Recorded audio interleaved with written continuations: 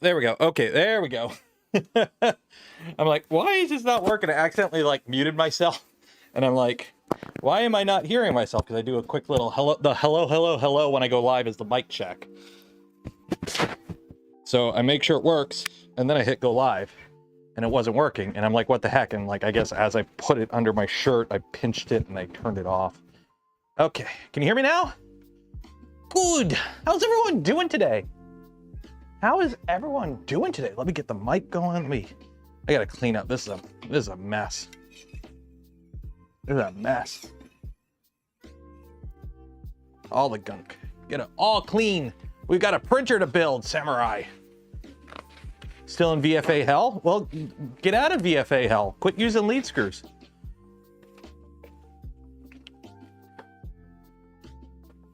Buying all the printers today. Yes, happy National Content Creators spamming all your social medias with affiliate link day. Go buy some stuff. Link in the description. Polymaker has a sale going on right now. Buy some Polymaker filament. It's like 30% off right now. And let's be honest, the price ain't going down. So you might as well stock up now. Buy now before the tariffs hit. There you go. Go buy filament. Consume. And then what else? E3D has a sale on. Do you want to buy a Revo nozzle for 10 bucks? I don't know if it's 10 euro, 10 US dollars, 10 Canadian dollars, or 10 pounds, but it's 10 currency monies. So yeah, go check that out. Go check all the links in the description. They're affiliate links. Some of them have discounts right now. Go buy, go spend, consume, help the economy. Also, while you're down there, don't forget to enter for your chance to win some Polymaker filament. Every stream, we give away a spool of Polymaker filament. So enter for that, link in the video description as well. And then also, I don't know how long this is gonna go on for. I haven't actually got a reply for this, but right now, since this is a GLOOP sponsored stream, you will see little pop-ups here reminding you. But GLOOP, 3D GLOOP, this stuff, right? Yeah, this stuff. Use code Canuck at GLOOP, 3dgloop.com, or wherever the link is in the video description. Save 15% on your order. I believe it's 15%. So yeah. And you want to know how good GLOOP works? I fixed my stealth press because we broke the base off of it last time, so I fixed it with GLOOP. So now it's working again. Although I got to put a thing in there. So 1 second. I'll put the heat set in there. Got the GLOOP for GLOOP, yeah. So for those that are wondering what we're doing today, today's stream, I don't know if we're gonna go all the way till 5. I may end it a little early, depending on timing, because I got some stuff to do tonight with the fam. But we are building a Voron V2. That's right, the printer that I've built the most of other than a V0, we're building another one. And it's not a new one. It's a Rev C LDO kit, but we are building a themed V2. So this one should be fun because we are building, ooh, do I have this the right way around? I got that the wrong way around. We are building a Voron V2 for GLOOP, 3D GLOOP. They wanted a GLOOP themed printer for their booth. They don't have a Voron. Everyone else has Vorons, but GLOOP doesn't have Vorons. So we're gonna rectify that today, and we're gonna build them a Voron V2. Simple as that. So today we're hopefully get to the frame. So if you've never seen a LDO kit before, it's here in a box. Let me get my Canuck out and we'll do this. Shoot, did I put it downstairs? Wait, did I put it? There it is. Don't I get bored of building the same printer again and again? No. It's content. I mean, that's like asking somebody who streams on Twitch, do you get bored of just playing video games all day? I'm like, it's my job.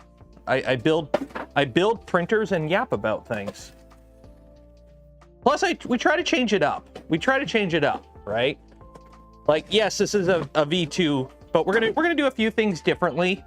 I might include mods. I might include some pre-production stuff. Who knows, depending on the state of things. Also, let's be honest. There's only so many printers you can build. Like, I build printers. For those that don't know, if you're new, hi, welcome to the channel. Make sure you subscribe. Because I get this comment often in chat, like, why do you talk so much on the stream? The stream is the show. if you don't know how this whole thing is orientated, I started streaming because I got bored during COVID of building printers by myself. So I figured, hey, I'll turn the camera on and I'll yap to some people. One thing led to another. It's my job.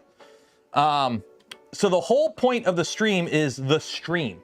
And then, so the show comes priority, and then we happen to do stuff on the show.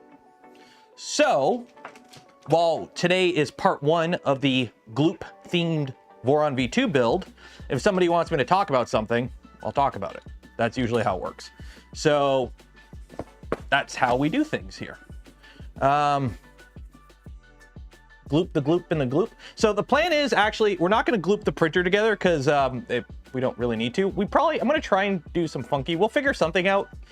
But it's a V2, so it's kind of like not limiting. Like, it's not like I can, gloop stuff on the back panel, because the problem is the back panel has rubs on the frame and whatnot. So anyways, but we'll gloopify this in some way. We've got a full LDO kit. This isn't a sponsored LDO build. So for those wondering how this works, GLOOP is paying me to build the printer. It's a sponsored build series, disclosure right there. But they bought this kit themselves and then they just shipped it to me. But one thing GLOOP did, Adam did,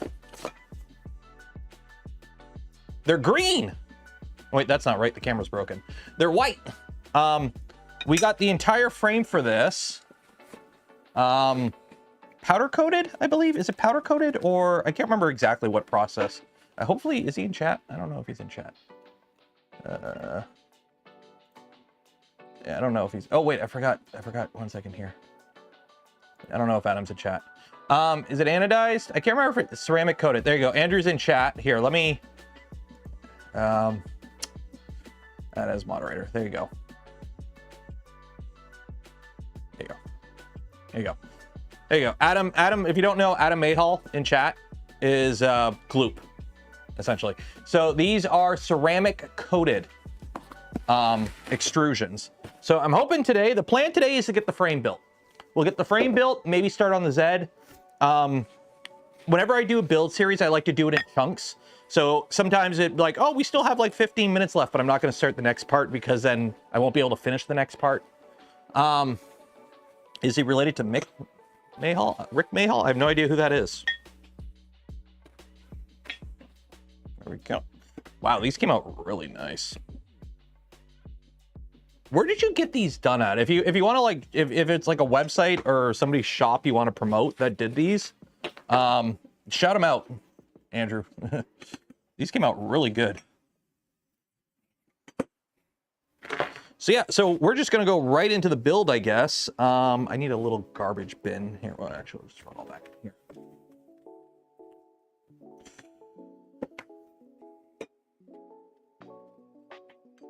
Yeah, these came out really nice. So yeah, so we have white frame, and then all the printed parts are purple and orange. These are all Polymaker filament.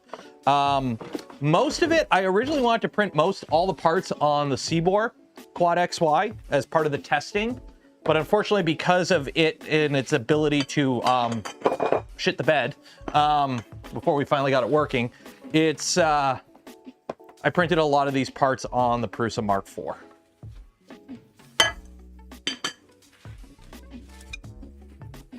Rockin' T-nuts with the coating. I haven't tried rockin' T-nuts with these. I'm always a little cautious of coated frames. If you do them right, it's not a big issue, but the problem is if you build up too much material to coat them, stuff like T-nuts and whatnot don't really work as well. There we go. And they all look pretty consistent, like, yeah, they're pretty consistent. I don't think we have to worry about off colors or anything. It was a local fat lab. They used a chemical vapor deposition ceramic. The coating should be 0.1 millimeter thick. Oh, geez. Yeah, you're fine. Yeah, you're fine. What I'll do is once we get the frame built and we figure out what side the front and the back is, I'll do a little scratch on the back just to see how robust it is. Also, I got the heater going. I had to get the heater going today. It was 13 degrees in the garage this morning. Actually, it was 10 this morning, and it was like 13 around noon. So I'm like, okay, we need the heater. We need the heater. It's a little bit chilly out here. So that let me download the manual. C or F? Yes. C. I'm Canadian, eh? So can you not tell from the flannel and the extremely noticeable and stereotypical Canadian accent that I have? Can you not tell? Apron for build. I got the apron right there. I'm just trying to pull up the GitHub here so I can download the manual. So for the most part, this is the build itself, for the most part, is near the same as a stock build. This is an LDO kit. Mostly the only differences you're going to see is like electronics. So manual, there we go. Download the manual.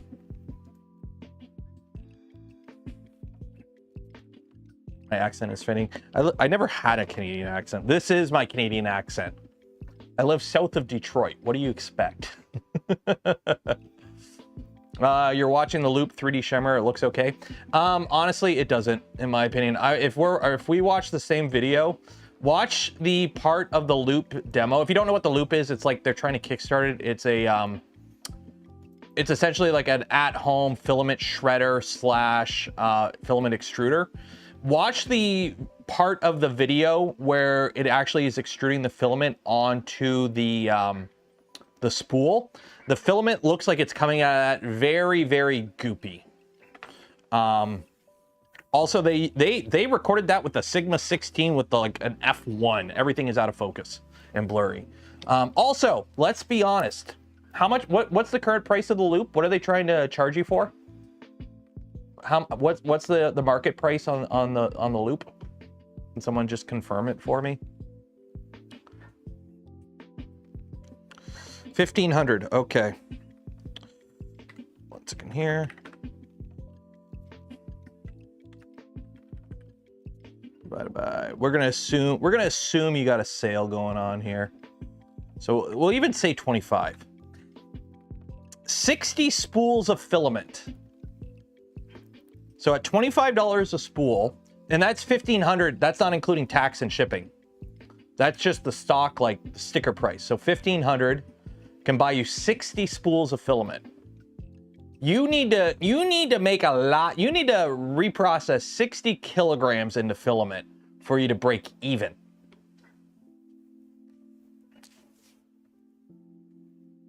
And that's the Kickstarter price. The actual MSRP is 2,400. Yeah. It's one of those things. Philostruder has been around for years. CNC Kitchen has a filament extruder. There is a lot of different filament extruders on the market you can already buy, and none of them are that popular. So what does Loop do that's any different, other than have a blender built into it? You can just go to the Value Village and buy a $15 blender, and just grind up your filament that way. Also, reusing filament is not as easy as a lot of people think, because you have to be very careful of cross-contamination or just contaminants in the filament itself. They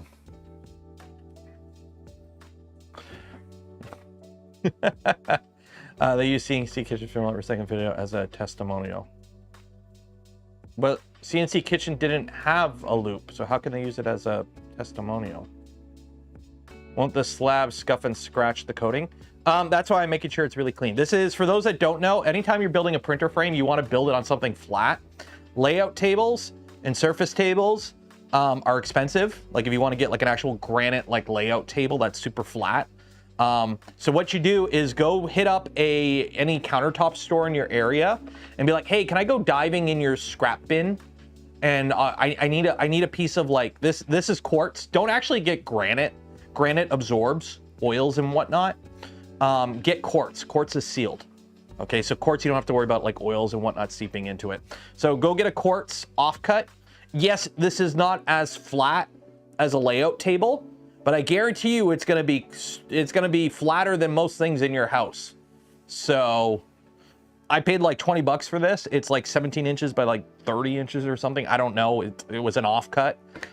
It's heavy, but it's flat. So I build my printer frames on this whenever I build a printer frame. I would love an affordable way to reuse your filament. I throw mine in the garbage.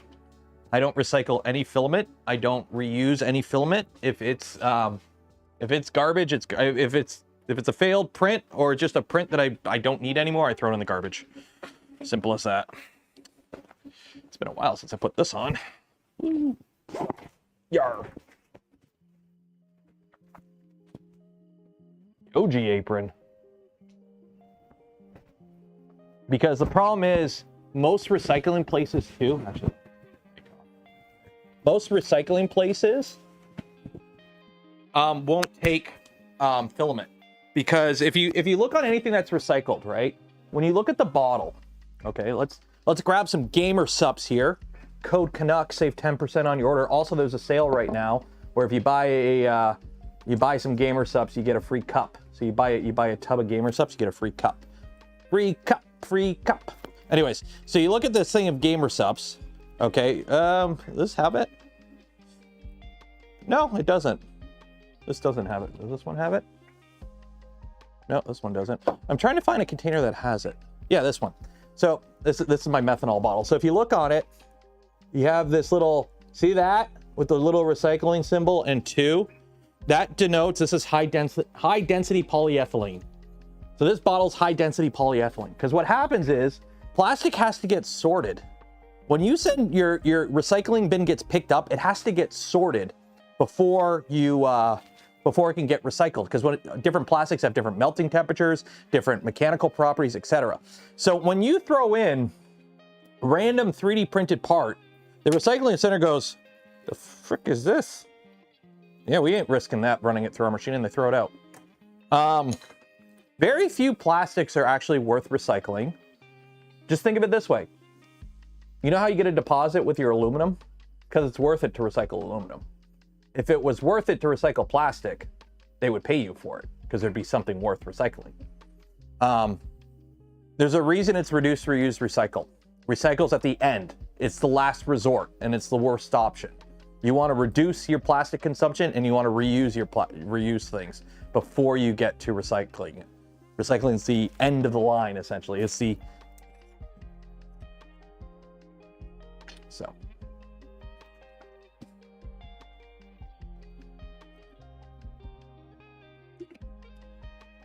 If the loop was real and wasn't as expensive, you could just get raw materials to make your own custom. The funny thing is, I used to work in a tool shop. And when I worked in a tool shop, we built plastic injection molds. And as part of that, we did tryouts. And as part of those tryouts, I actually had access to resin. We had gaylords of resin, and they would throw it out all the time. So I could literally like fill up Home Depot buckets of plastic pellets and bring them home. And even I sat down and did the math and looked at buying my own filament extruder and realized it wasn't going to be worth it. And that's with me having access to the free pellets.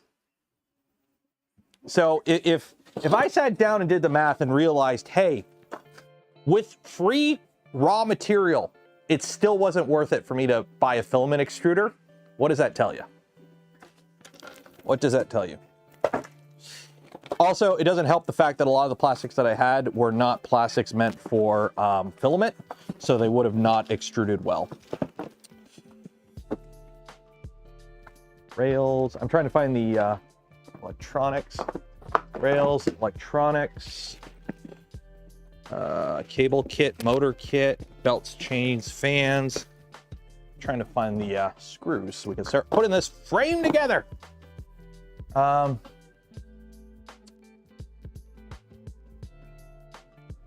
Tried to recycle PETG bottles and turn them through it, and the journey went well. Well, that's because recycling plastic bottles into filament is probably actually one of the better things you can do. Because one, it's PET. PET is a good filament to print with. You print it with ABS settings and Bob's your uncle, off you go. It's a good filament. PET is a good plastic for filament. So it's one of those better option. Also, it's going to be consistent. You cut it into a little twine and you use your recycler thing to turn it into filament. It's a very consistent, repeatable process, turning plastic bottles themselves into filament. It's when you're grinding up failed prints and benchies and all kinds of stuff you swept off the floor, then you have a problem. Need Polymaker to make a Canuck creative filament out of maple syrup. If they want. I personally would like a black ABS with red sparkle. That's what I would want. Look at our fasteners. Ooh. It comes with PETG filament. Wow. Oh, that's right. It comes with this for the LEDs. Forgot about that. Okay. Let's build a frame. So we're going to need blind joints. There's all our extrusions, and I'm going to need M516s. Fun times. Ooh, these even come with the metal handles. LDO tools. Wow, the LDO tools. Ugh.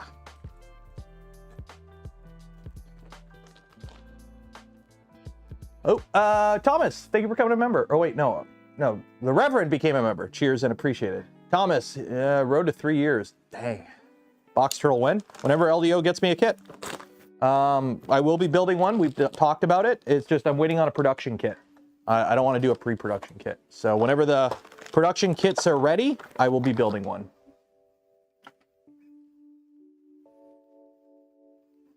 You can't do Vanta Black. Vanta Black is trademarked by a guy who apparently is kind of a dick.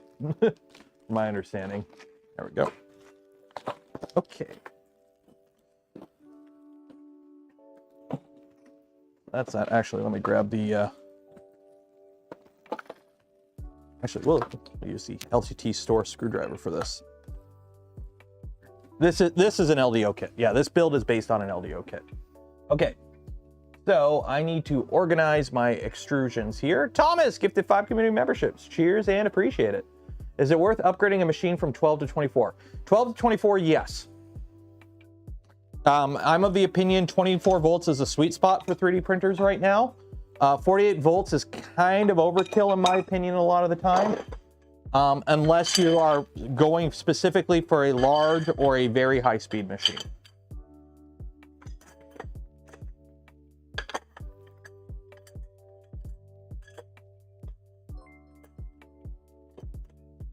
Or you go home. The only reason I'm not a huge, honestly, the only reason I'm not a huge fan of 48 volts is simply the fact that you can't run a pure 48 volt machine.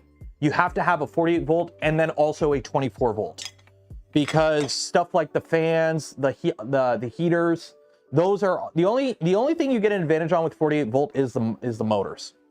And it is nowhere near as big of a leap from 12 to or 24 to 48 as 12 to 24 is, in my opinion. Again, this is all my opinion. I'm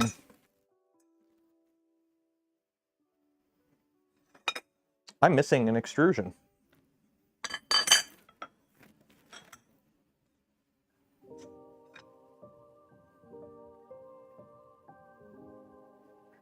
I'm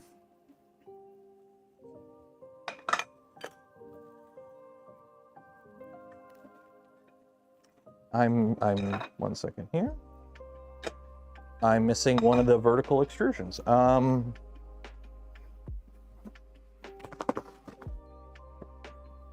There.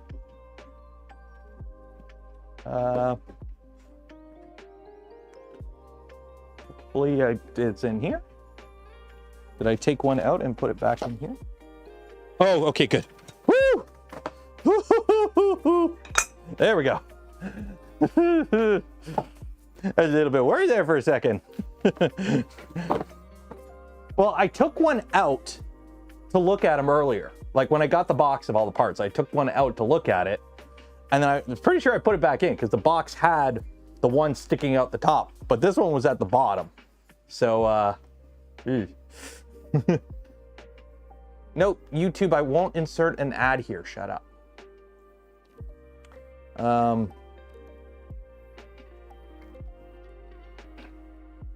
Just go 240 volts, yeah. Yeah, honestly, if controller boards were able to take 48 volt raw and then we're able to step it down internally to 24 volt for the heaters and the fans and whatnot, I would be more on the 48 volt bandwagon. But right now the problem is you have to basically build up a full 24 volt printer and then buy an additional 48 volt power supply. And then you also have to ensure that your controller board and drivers are compatible with 48 volts for the motors. So you're basically buying a lot of, not a lot, but you're increasing your build costs $50 to $100. And a lot of the time it's not worth it, in my opinion. That $50 to $100, I'd rather spend on a better extruder or better hot end or more filament, I think. The dual volt, meanwhile, does have some dual. Yeah, but how much are those? How much are those? Because let's be honest, most of the time you're building a kit. So whatever the kit comes with is what you have.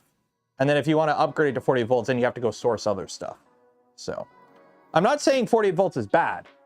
I'm not saying 40 volts is bad. I'm just saying I don't think the ROI currently isn't quite there yet, in my opinion. I think for the average person. Now, if you want to build a large format quad XY and do speed benches, yeah, go for it. And again, as with anything, it's your money. Spend it the way you want. But if you're asking my opinion on it, that's my opinion. Okay. So we got the B extrusions are the tall ones and the A extrusions. So for this, I think we only need A's and B's. Yeah, we only need A's and B's, I believe, for the whole frame. Yeah. And then there's the bed. Okay. So now we build the printer. So you guys go there. You guys go here. You go there.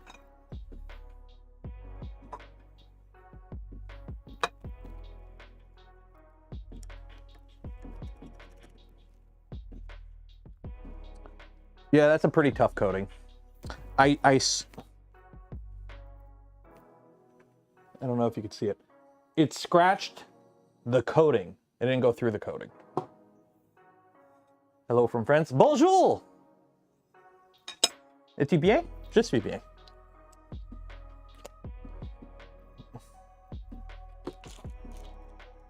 So after printing with various engineering focused filaments, like that would opinion of CFPG versus various. I teach robotics and print parts for robotics. So if you're asking what my opinion is, like which one you should go with, I've been really liking CFPETG for a lot of stuff. The advantage you have is PETG is a good filament because you get really good layer adhesion with it. The downside is it's a very gummy filament and it's springy, right? So it's not that stiff. But if you add carbon fiber to it, it makes it stiff. So you make up for that. But you lose layer adhesion. But PETG already has really good layer adhesion. So if you go with like a 15% CF PETG, you get a really good middle ground because you still get pretty damn good layer adhesion because it's PETG, and then you get the stiffness. Lately, I've been printing with nylons. This is glass-filled nylon for the Death Racer. This ain't gonna... Yeah. And then I also have carbon fiber nylon stuff here.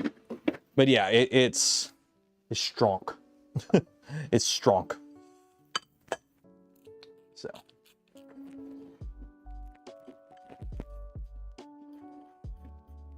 What do I think about glass-filled ABS? I printed with glass-filled ABS. Or, correction, I haven't printed with glass-filled ABS. I printed with carbon fiber ABS. The downside is ABS is a filament that doesn't have great layer adhesion. It's not too bad as long as you can print it hot.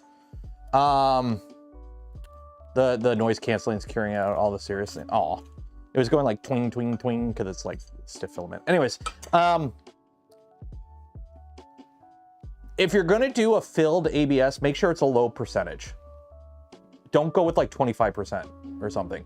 Fadis ABS glass fill is good and inexpensive. There you go. I've heard good. The Fadis filaments are pretty good.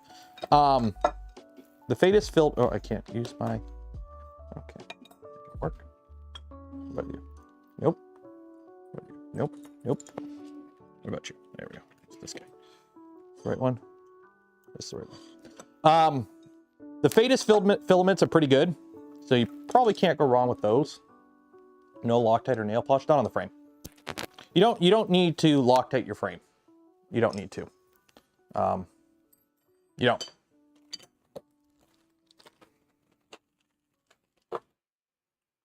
If you're a bit confused, just write something. If you're new here, or if you don't know how it works, I put random questions for the skill testing thing, just to ensure you're not a bot.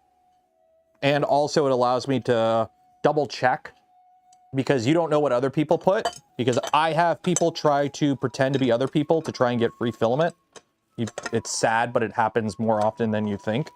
So by putting a random question that gets you to put a random answer, if I get an email, you know, a week from now going, hey, I won last week, but I never got the filament. Can you? My email doesn't work. Can you resend me the form?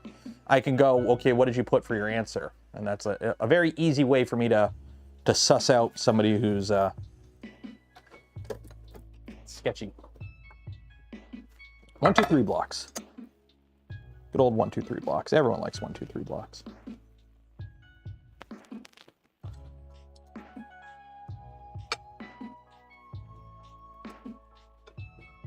Nope, that won't work.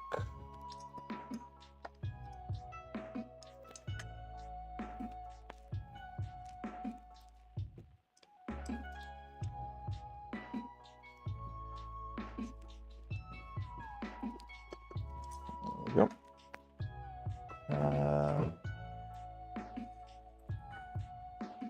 Filament thieves.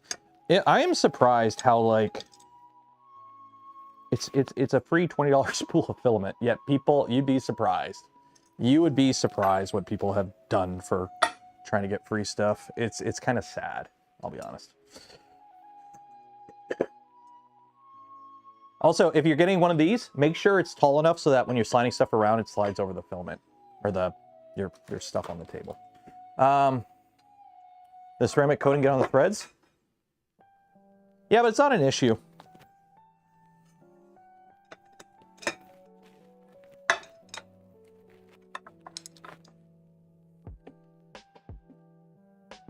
Audio repeats with a slight delay. What? Do you have 2 windows open? There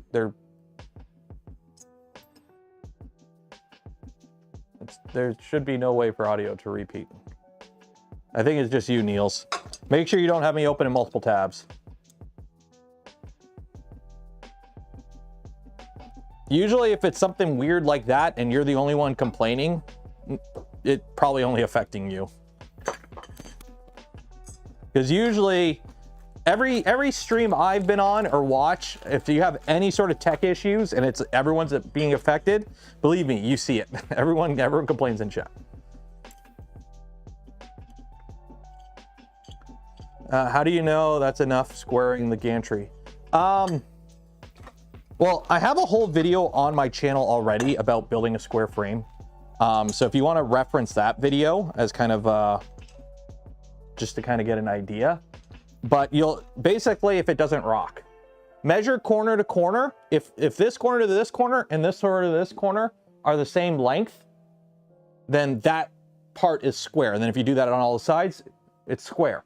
Or you put it on something flat and you just ensure it doesn't rock.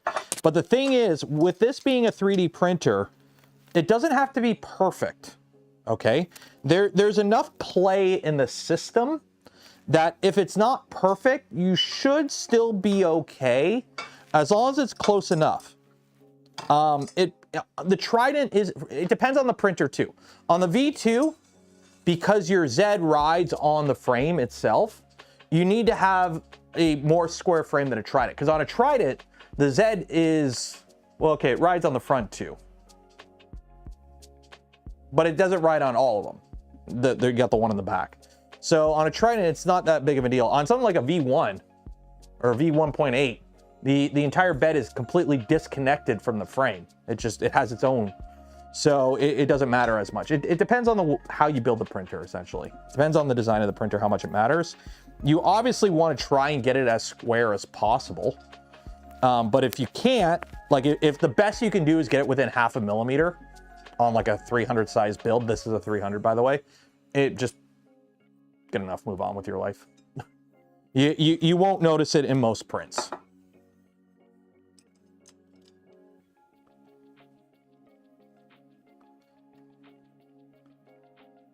Do I plan on buying Bamboo Labs' next printer for review? No.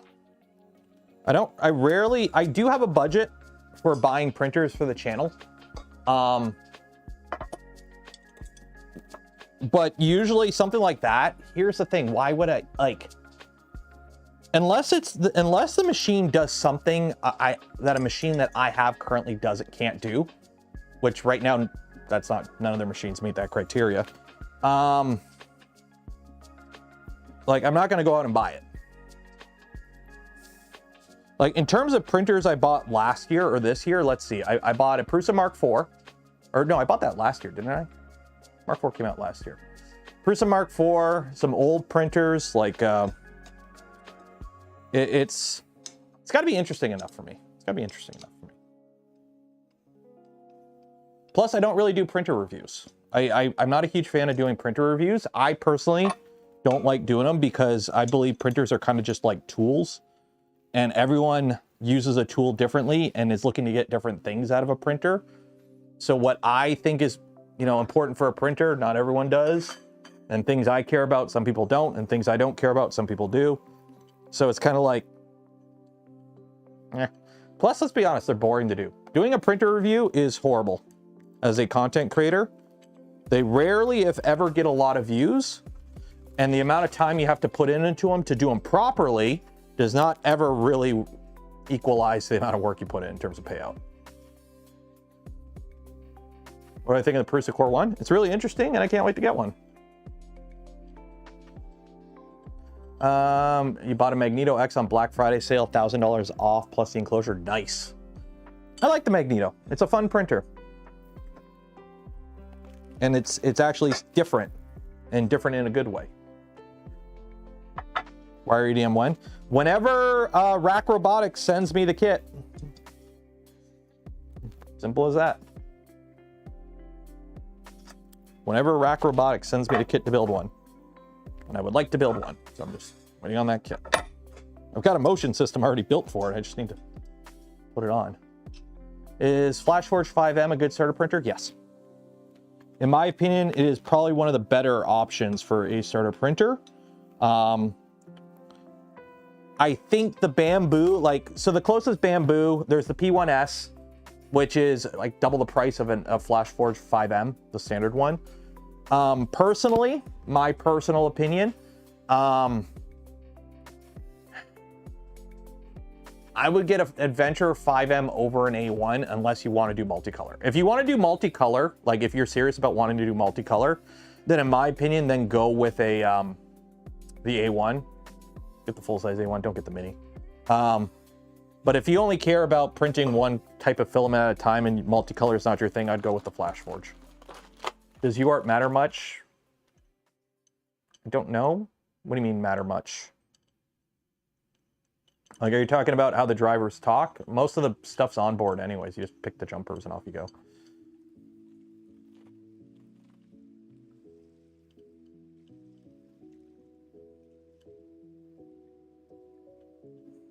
Does it have all the features? Kind of, sort of. It's running Clipper. What do you mean features? Like AutoZ? Montag, AutoZ. All printers have AutoZ nowadays. If somebody's selling a printer nowadays without AutoZ, that's like Flintstone shit. Like, don't buy a printer nowadays with. I will not recommend a printer to anyone that doesn't have AutoZ calibration. It's pretty much a standard feature on printers nowadays. It's something to put in the notes. It's not in my opinion, it's something that every printer should have. It shouldn't be a feature. It shouldn't be something you advertise as having. That's like saying, wow, my car has a roof. It's like, no, it should have a roof. All modern printers, in my opinion, should have AutoZ calibration. That's like the norm now.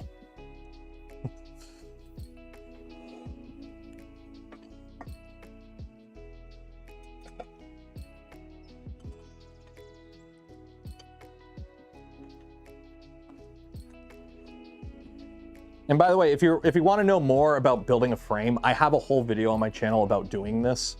And I've built frames multiple times on this channel on stream, so I'm just kind of going through the motions here. V0 doesn't have AutoZ. V0 isn't a commercial off-the-shelf machine. V0 is a kit printer. You cannot, in my opinion, you can't really compare a V0 to an off-the-shelf machine. They are different. Ooh, I got a little bit of a burr here. 1 second. Also, it's 120 millimeter print volume. If you cannot manually level 120 millimeter print volume, this is not the hobby for you. It's 120 millimeters. If you can't level 120 millimeters, ooh, where did I put my little file? Oh, there's my little file.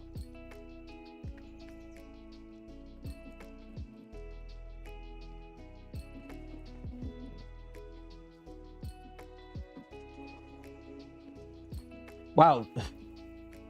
You are not kidding, Adam. This coating is actually really robust.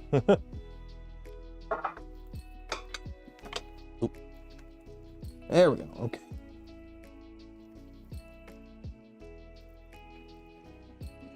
When I got a printer bot Simple Metal, it had a Z probe.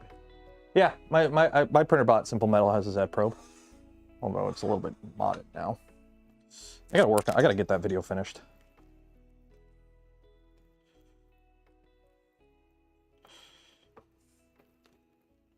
Oh, you got a little dent on it too.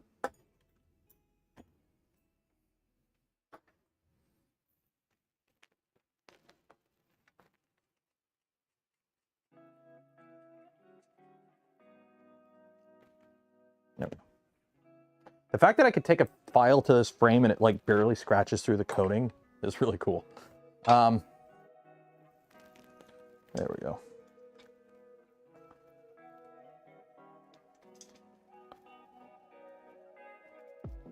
There we go. SPI is faster bit rate. Yeah, SPI and UART, if you're talking about like driver communication protocol, most of the drivers only work one or the other, and both of them are more than enough you need. You don't have, you're not going to be running your printer anywhere near the point where you're going to overload your SPI or UART communication protocol for your driver. Your worry, yeah, it's nothing to be concerned about at all. It's completely not worth worrying about.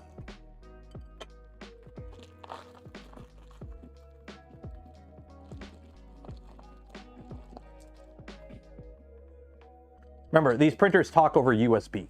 Clipper, I have yet to see Clipper saturate a USB connection. Like, you have to go insane. You have to be running, you have to have like so many motors going so unbelievably fast to actually overload the communication protocols with Clipper. It's ridiculous. Like, it's not something you're gonna run into in any normal operation.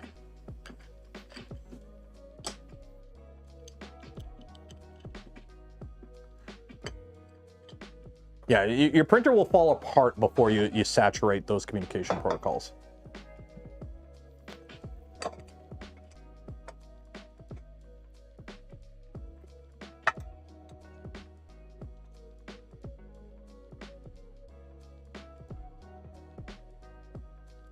Measure once, print twice. Hi!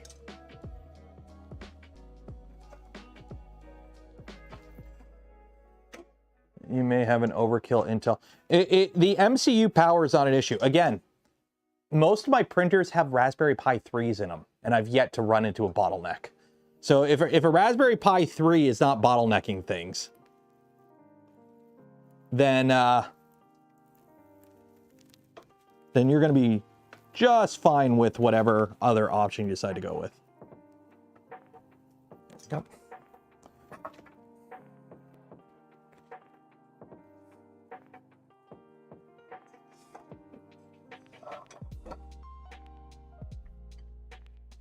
You run your printers on a Dell thin client? Yep, that works. The only reason I don't like running printers off of thin clients and whatnot is the power draw.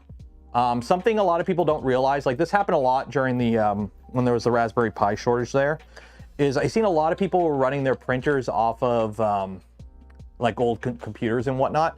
Cause it's like, oh wow, I bought this old like, you know, office desk computer, you know, it's got an Intel i7 4770 or whatever, and I'm running that for Clipper, and it's like, cool, yeah, you got that cheap, but your power, the amount you're paying on power in about 5 months, you're going to break even with a Pi, and then afterwards you're spending more. So the reason I like using Raspberry Pis, the power efficiency you can basically just leave it on all the time, and it's all integrated in the printer itself. So it's less of a, it's less fiddly. It's amazing how many times I won't do something just because it's annoying. It's amazing how many times you won't, as a human, you won't do something if it's annoying. Is this granite? No, this is quartz.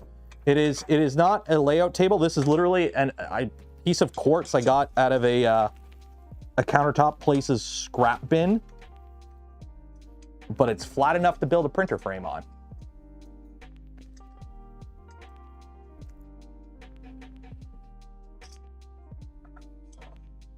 So this is just an offcut of quartz. It's nice because it's flatter than, you know. Another thing, you know what I used to use when I built my first printer?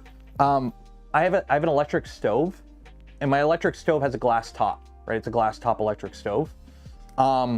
That's flat. You can use that to build your printer frame on. But I use this, and it's worked pretty good. The only reason to buy a 3 versus 4 now are the prices. Yeah. I really wish they came out with, I really want them to come out with a 5, either a 5A or a 5C. I would love if Raspberry came out with a 5C that was just a 5B with a built-in NVMe slot. Because that way you can buy those cheap, like 16 gig 2280 NVMe drives, and you don't have to worry about shitty SD cards anymore. So that I would like. That I would like. And then a 5A would basically just be like the 3A. If you remember the 3A, they never made a 4A. I wish they made this guy. I have one right here. This is the Raspberry Pi 3A. So it's a cheaper, it's basically a Pi 02 processor, but I think it has more RAM and less connections. So like it still has a full-size USB. It's got a full-size HDMI. This is what I use when I'm running printers that like is just one board. So like V0s and whatnot. That's what I use that for.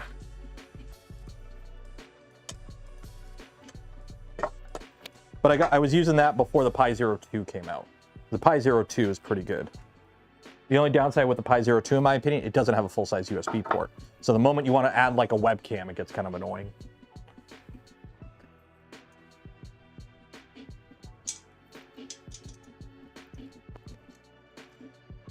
Yeah, apron's out. Yeah, you gotta, don't wanna. Well, I was actually wearing this today because I got the. I'm working on the. If you were a member of the channel or a Patreon supporter and you missed out yesterday, we did the members only stream. So every month we do a stream that's just supporters of the channel. It's just a fun little hangout stream. And on that stream, I was working on this guy. So I'm finally progressing on the T45 Power Armor. So. I thought I primed it. This turns out I have silver primer apparently. I didn't know that's a thing. Where is it? This, I bought like 2 cans of this and I didn't realize because I'm like, oh, Rust-Oleum 2 cover. Oh no, it's paint and primer. No, it's just primer. Or it's aluminum primer. But anyways, there we go. And it's like, I did 1 coat of sanding. So I bondoed it. And then I sanded it with very rough sandpaper. And I'm like, okay, let's do a coat of primer and see how bad it is. And you're like, you know, you look at it quick, you're like, oh, that's great. And then you look up at close, you're like, ah. So I gotta, all the gaps, I gotta re-bondo to fill in because it all sunk when it dried. So that's what I was working on before stream today was that. I'm making a mess. So, the Pi does have an M2 hat. I know it has a hat, but now I have to buy the hat, and that adds bulk to it versus, where is it? Big Tree Tech has one. It's in my bag of goodies. Let me find it. Where is it? Big Tree Tech, HBB, that. No.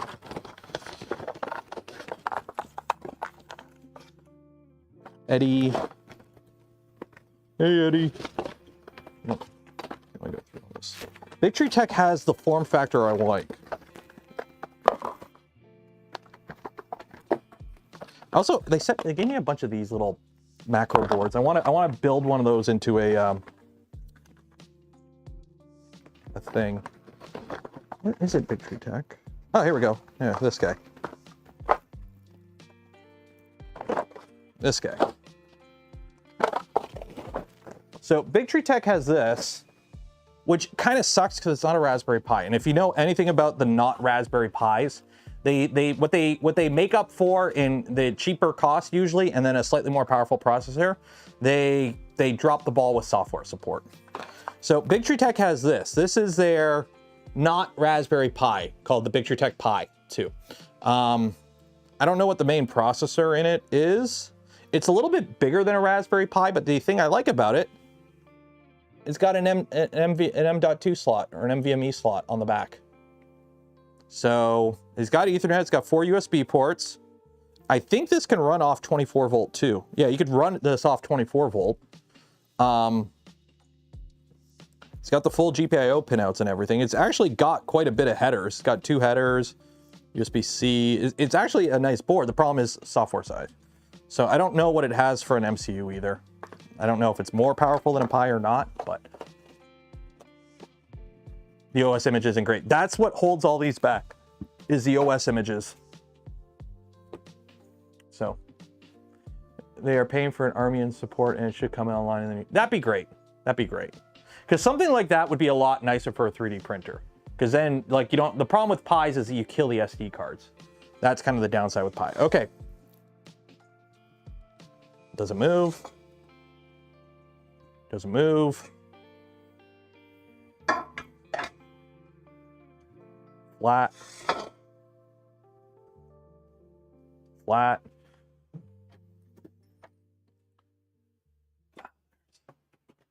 And then what you can do, you can also put it on the sides. Yeah, that's flat. Flat. Ooh. A little bit of a rock on that side. That's good. Was that just a...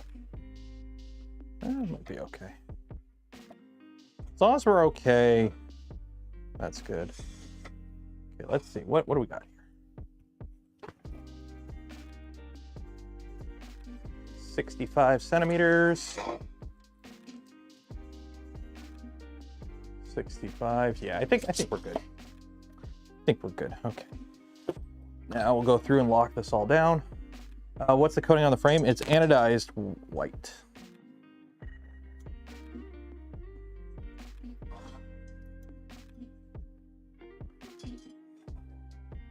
The problem with the Pi 5 and the NVMe hat is the moment you try to start outfitting multiple printers with it, it gets kind of pricey. Also, Pi 5s are overkill. Again, I'm running a lot of my printers on Pi 3s and I don't have any issues, so.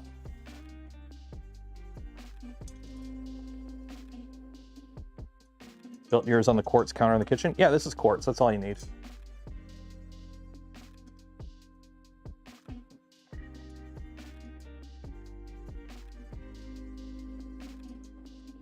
Also, my butt's getting warm. I got my little plug-in electric heater down here, and my thighs are getting toasty.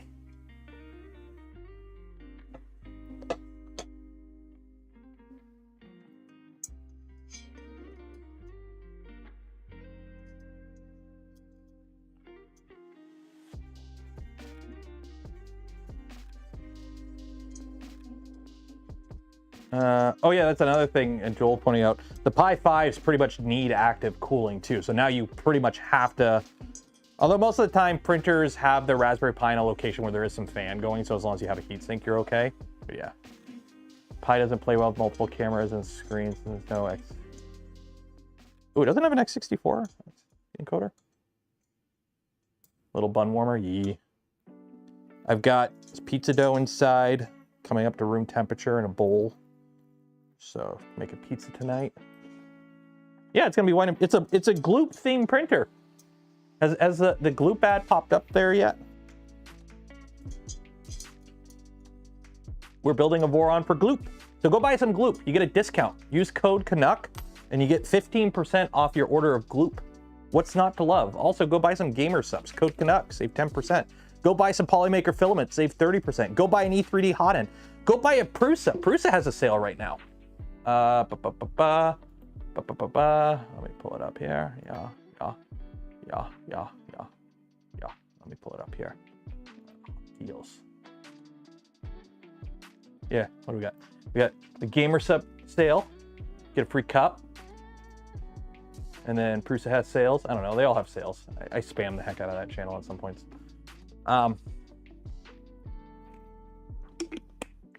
Do they ship GLOOP to Canada? I'd assume so. I have GLOOP that was shipped to me from Canada. Oh wait, or you know what I mean? Yes. Yeah, it's gonna be white, purple, and orange. It's gonna be the GLOOP colors. So the frame's white, the main color is purple, and then the accent's orange. So it'll be like, there's your colors. It'll look good. No sale on the core one. Do I gotta reprint this? No, I'm not gonna reprint that. It's not visible. Oh yeah, it's gonna look real good. Okay, what's next? What's next? What's next?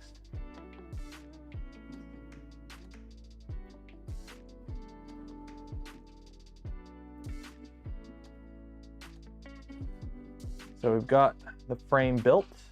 There we go. Also, be very careful. It's not as bad on the 300 and the 350, but it is possible after you put your frame together. I'm going to give you a pro tip because I've seen people do this. See how you have these through holes here on a V2? Trident frame has them too. Yeah. When you're looking at your frame, okay, the ones with the holes need to be vertical. Okay, make sure the ones with the holes, the extrusions with the holes, are your 4-corner vertical ones. I have seen people put their frame together and then start building the printer like this. It's very easy to do. On some of the sizes, it is nowhere near.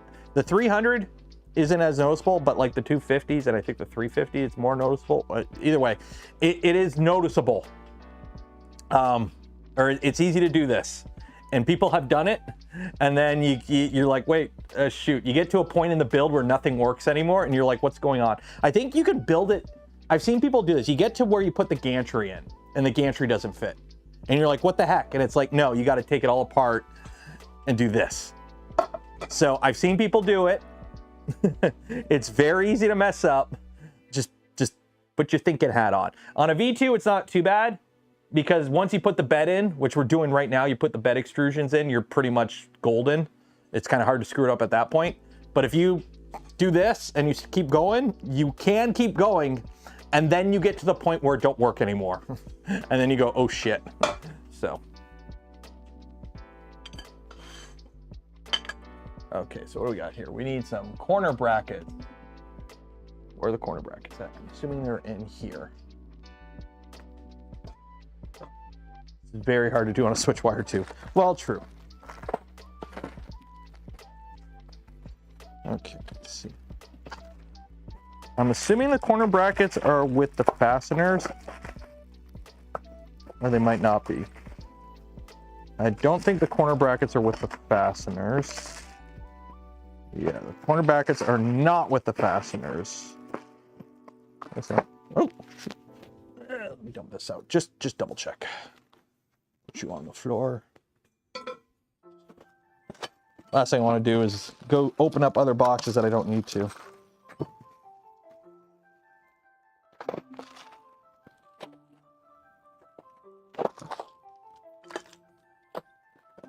Nope.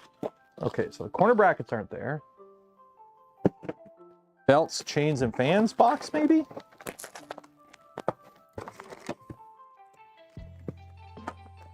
Nope. Feet are in there, though. Ooh, comes with a Revo nozzle pack.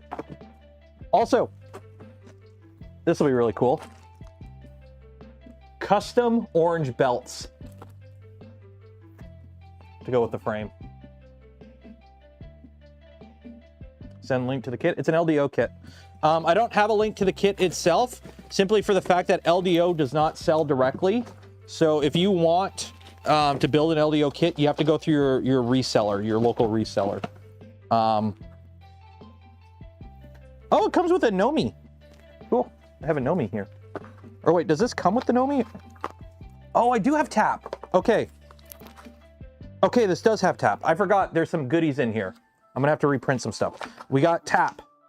We are putting tap in this. We got the Chaotic Lab tap. Tap V2. Okay, so we're doing tap. We are doing tap in this. Okay, that's good.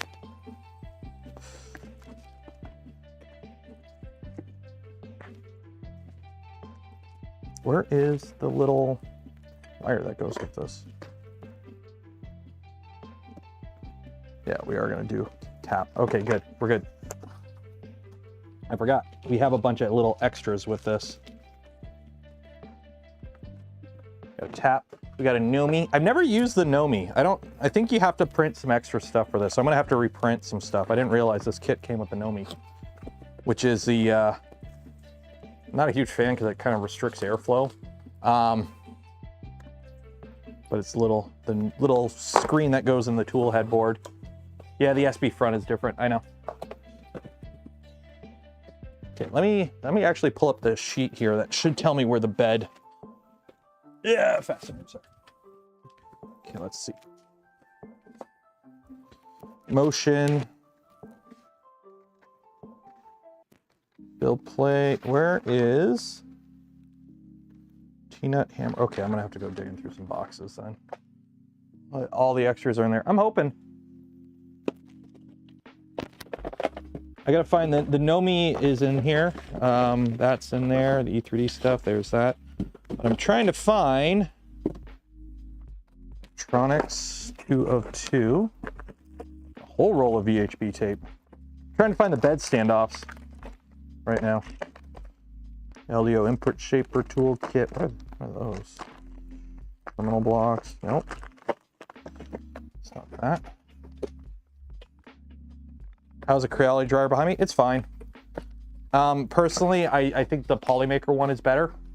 The reason I don't like, I like it, but I don't like, I like it, they gave it to me. I'm using it because I have it. But I wouldn't buy it. I don't like how it opens, because it opens backwards. So it opens clamshell backwards, so you can't really like push it up against the wall or anything. And then like trying to load filament, because the filament has to come in through the front. You have to like do a reach around with it. It's super annoying. I don't like it. Cable kit maybe? Poly dryer, yeah, I like the poly dryer more. Also the fact that you only need one dryer with the poly dryer, and you can buy multiple containers to hold the filament, I think is a better solution. Because with the Polymaker one, everything you buy has to have the dryer built into it. Where is it? Where is these motors? Where are the bed standoffs? Am I? Oh, you know what? They're probably in motion.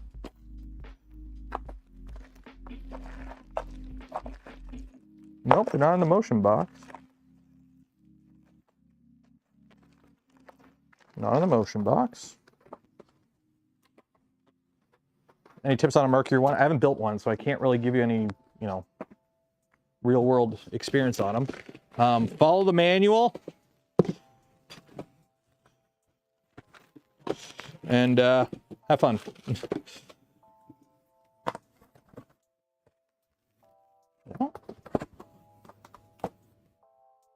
I'm going through all the boxes here.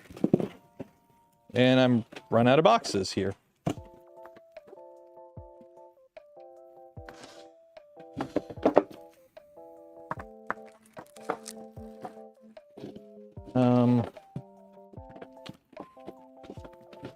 Don't think it would be in the box with the bed.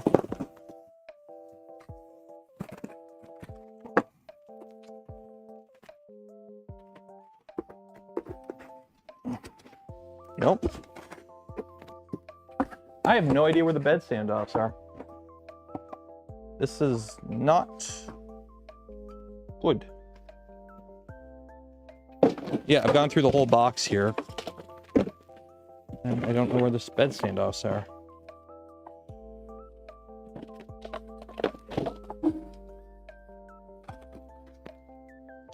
Yeah, so that's a Revo, a Voron Revo. Ooh, it's a blue one. Nice.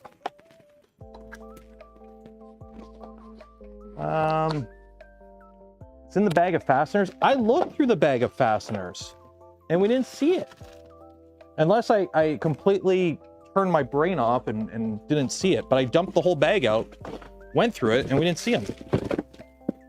Okay, let me put this all back in here. Sure. Oh. The Tico lamp is still going. Yep. Yeah, like here is, okay, you know what? You can go over here. Let's see, this is fasteners. Fasteners and tools. Okay. Dump it all out. Handle, PTFE. PTG, that. Screws, tools. Yeah, like, they are not in here. They are not in here.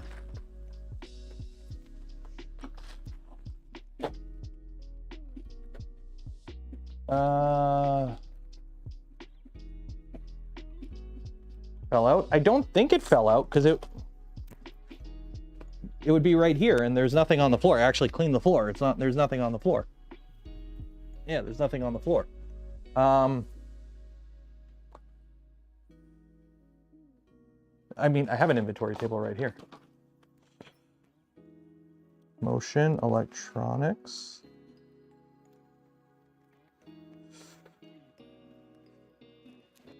So what are they called? What are they? Corner brackets. Corner brackets.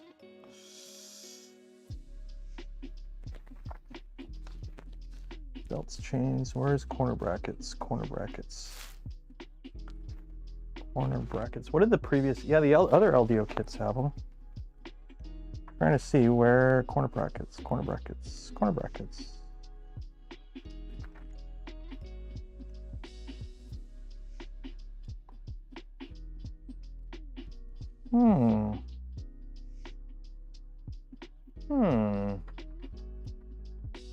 Well, I went through the motion box.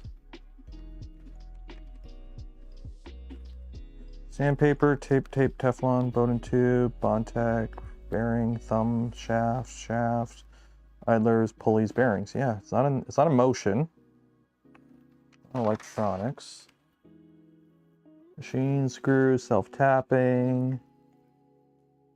Heat set, washer, precision, washer, T-nut, set screw, machine screw, magnet, brass. Where? I don't even see corner bracket anywhere on here.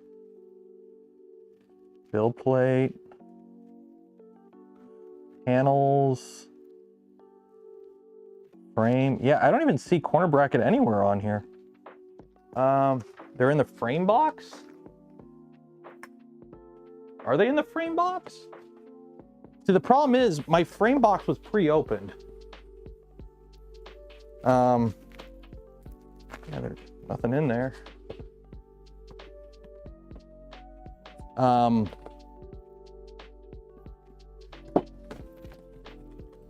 me just go through the other boxes here. So that's the tool headboard. Oh, it does have a, okay, we do have a SB2209 can. So we do have a can board here for the tool head. I don't think they were in the frame box when you took them out. Okay.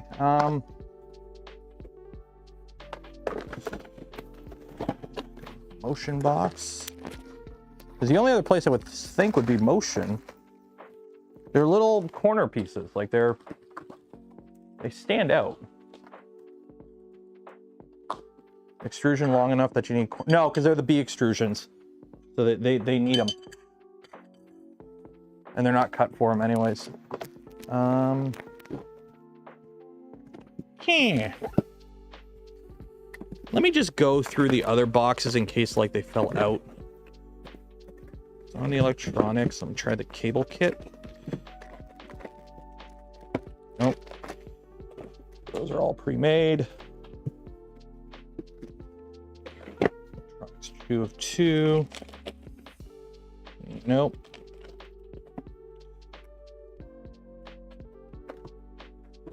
I might have some of my own. Nevermore. Yeah, no. I don't have them.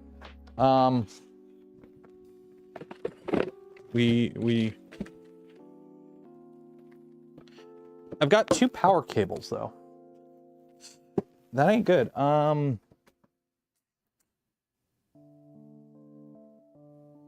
you print some? No, the bed sits on them. So let me take a look in my spare here.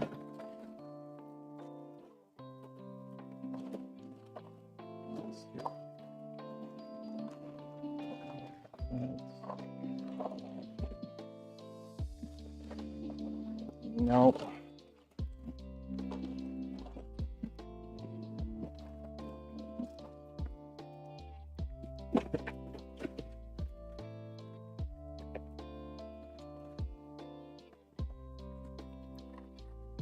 Going through all my spare drawers of random crap that I've collected over the years to see if I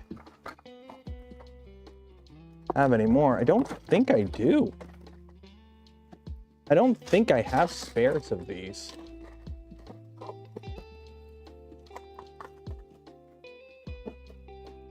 No, I don't know what we're gonna do here because I kind of need these, fortunately. Would stand out like something, steal one from 4 other printers. No, this is actually kind of a little annoying. Because we went through the whole that. It's not in there. Like, all the bags that I've gone through are right there, and there's nothing in them.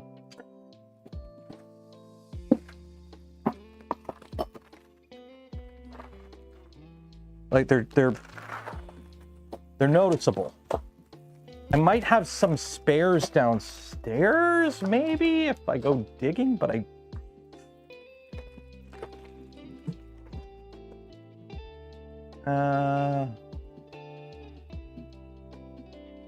Are they with the factory rail pieces? I don't believe so.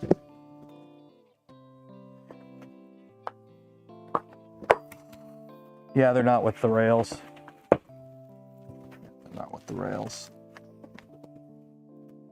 They're in the frame box. I mean, this is the frame box.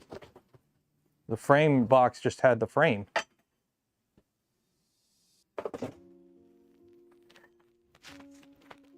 Like, let me... No. No. Yeah, there's nothing over here on this. Yeah, there's nothing over here. Shit.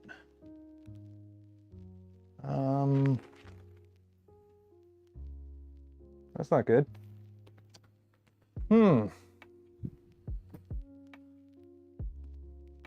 Check the bomb again. Like they should be in, I built this kit before. I have this printer right here and it has the angled connectors. The thing is, I don't even see it on the breakout paper here. There should be 4 of them, right? Yeah, 4. So shaft, idler, pulley, pulley. 4 din rail, no. 4 screws, screws, knurled nut. The knurled nuts are here.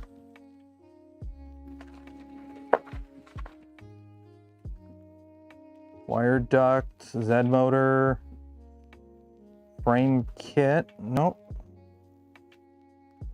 Belt light, rubber feet, nope, nope. They're not even on the bomb. Open billet, angle connector. Yeah, I don't see them anywhere. That's kind of annoying. Had them in with the screws. We just went through the box of screws. They're not in there. Yeah. Pull out the Milo. Yeah, just start machining. Nope.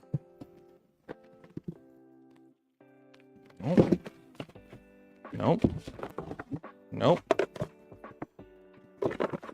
That's the Nomi.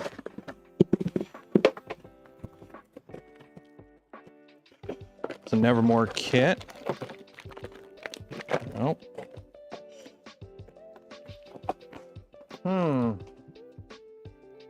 Yeah, can't post on strike. Don't mail me anything. Not on the bomb. No, Andrew, it's a part of the frame. Like I built this kit before. It comes with them. You need these to put the bed in. Like it's an integral part of the printer. It's part of the printer. Question is, where the hell are they?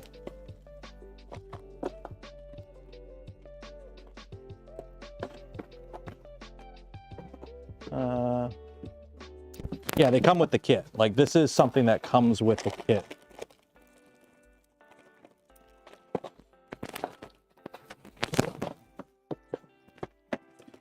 The only thing I could think of is if, like, maybe they just got put in another box by accident or something.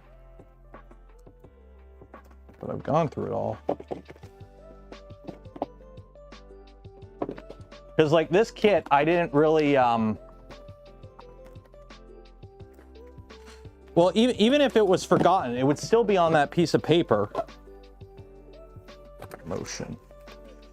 Yeah, because you would think it'd be in motion or... Yeah, nope.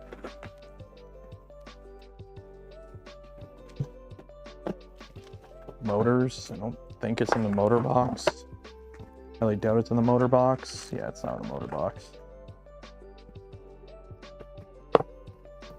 RevC uses neural thumb. That's a completely different thing. Those are bed standoffs. We need these little angle brackets. Because otherwise the extrusions, you can't mount them to the frame.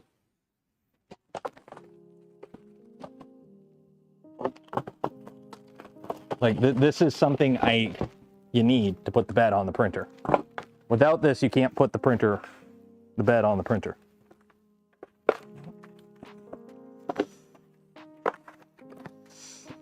Nope. The power supply, no. Yeah, I do not have them. We do not have them. That's not good. Shit.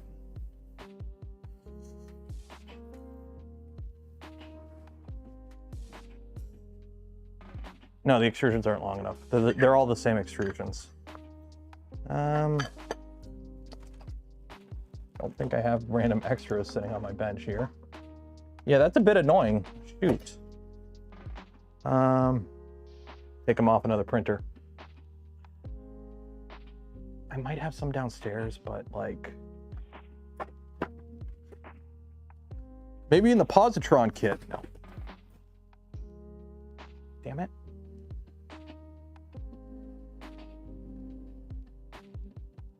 Yeah.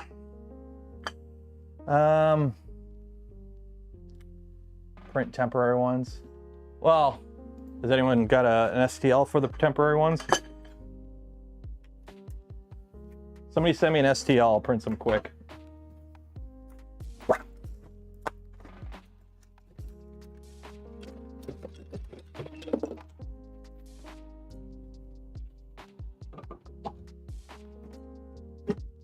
That's annoying. Ooh, now the frame's all nice and warm. That is really annoying. That is super annoying. Oh well. Yeah, no, it's not so much that it's listed on the BOM. It's a component that you need to build the printer, and it should have it. Micron is a completely different type of printer, though.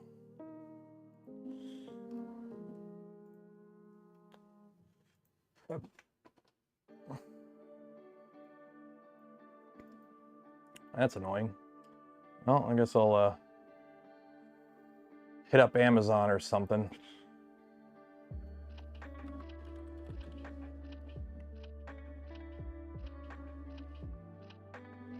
Yeah, for those like the extrusion, it won't fit. Like these are the same extrusions of these. They need, you need the corner bracket. You need the bracket for it to work. Oh, I know I always wait to put the bed in. But the thing is, this helps, you want to put this part in now, because this gives you a reference point for the rest of the build. It makes, when you go to do the rest of the build, it makes it easier. Because now you know for sure which is like the bottom and whatnot. So.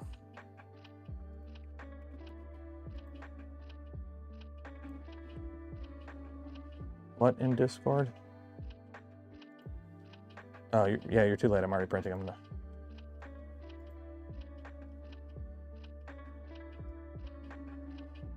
There we go. How's that gonna bridge? Is that gonna bridge okay? Yeah, it'll bridge okay. Okay. Well, that's a bit annoying.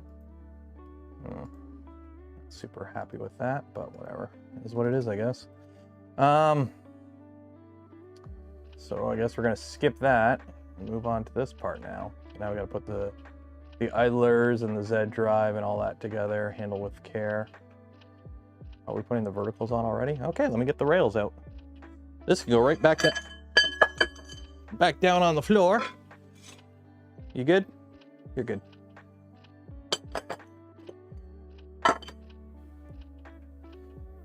Okay, let's get these rails out and start getting them ready. Okay. So which ones are these? These are the 4 that are the same length. I think all the rails are the same, actually. One, or no. There we go. Yeah, one's a smaller one.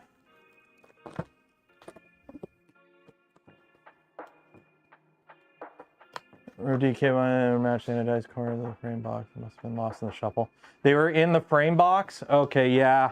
If they were in the frame box, then they probably got lost in the shuffle. Because I don't know, Adam, if you're still here, did you like send the whole box, like, here you guys take them out, anodize them, put them back in the box, or did you take the rails out? Because I got a feeling it probably would have been very easy for them to just kind of get lost during that. So. We did send the whole box. Yeah, did I say Adam or Andrew? Andrew. Yeah, if you sent the whole box, they probably lost them. That would make sense. That would make sense. That would make sense. It sucks, but that would make a lot of sense what happened to him now. Now we know. And knowing is half the battle. Steve, you don't have to apologize when you go to the bank and you're late for stream.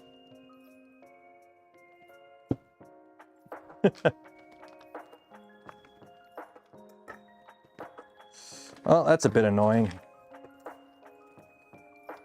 It would make me feel better if you like the stream and subscribe if you're not subscribed. Mostly stock, a few mods here and there, quality of life stuff, tool headboard, cap, that kind of stuff. But for the most part, this is a stock build. Okay, how are these rails? They're LDO, so they're already pretty clean. So we'll grease them up now. It's a new one sorted out. Sorry for the hassle. 1 second here. Let me just check out Amazon quickly. Amazon.ca. Lance gifted 5 community memberships. Cheers and appreciate it. 2020 open builds corner. Holy yeah!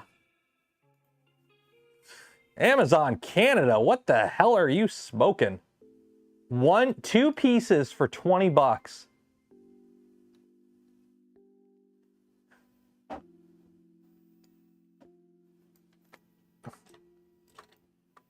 What are you smoking, Amazon?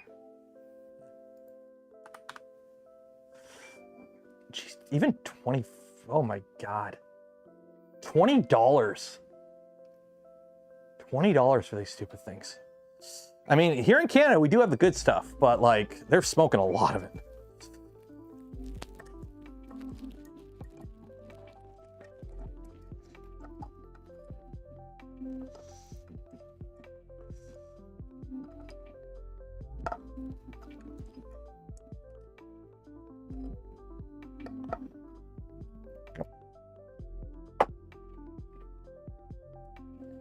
And they're still from China. Yeah, they're still from China, but they're already here. So what you do is, what lube is it? Just white lithium. I don't use any fancy specific lube. What I do is, the easiest way I find to do it is you line up a carriage so that the hole's in the middle, you give it one splooge, and then you move it over, you skip a hole. This way it like cycles all the bearings through, and then you give it another splooge, and boom, you're done. That's all I do for greasing up bearings. I use white lithium. It's thicker. I use NLG 1.5 instead of the NLG 1. I like it. It's thicker. It lasts longer, I find. And it's a mini grease gun. I don't know the actual name of it. It's just a mini grease gun. Just go on Amazon, search mini grease gun.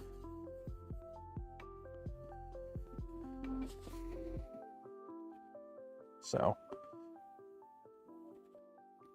it looks like I'll be hitting up, I wish I had some Q-tips. Do you have any Q-tips out here? No. Just get this extra grease out. Don't want grease all over my gamer subs mat. There we go. One rail.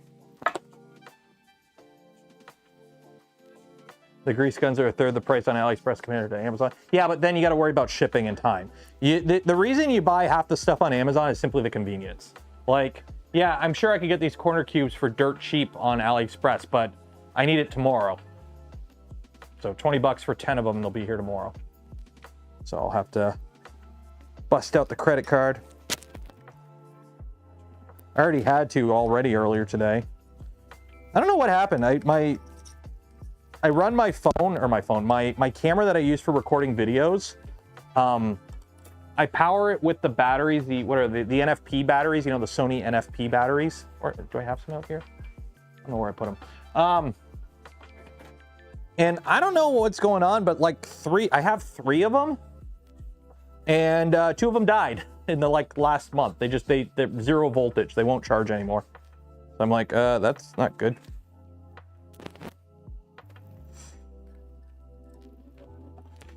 So I gotta order some new ones. They're just shitty newer clone batteries, so obviously they're not gonna be as good in the long run, but we're not that professional here. Don't need the good stuff.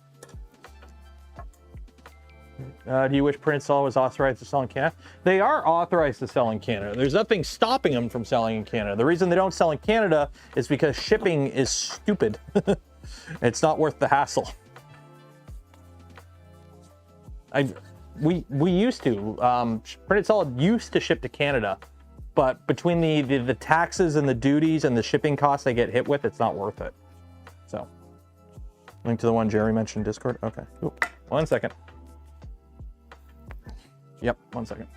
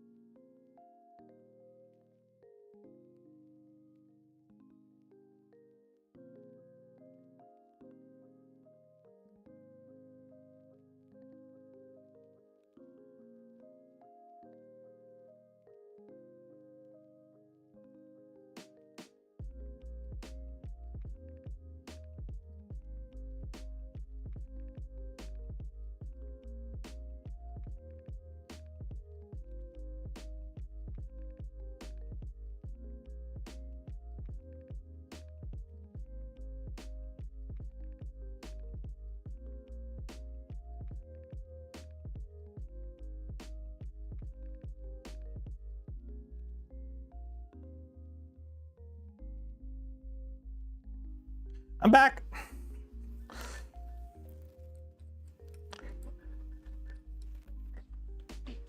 You can lip read? Oh no. Is the all-wheel drive Seaport kit fine? Yeah, I'm working on a video on it. I'll talk about it in the video. But TLDR, I got a lemon.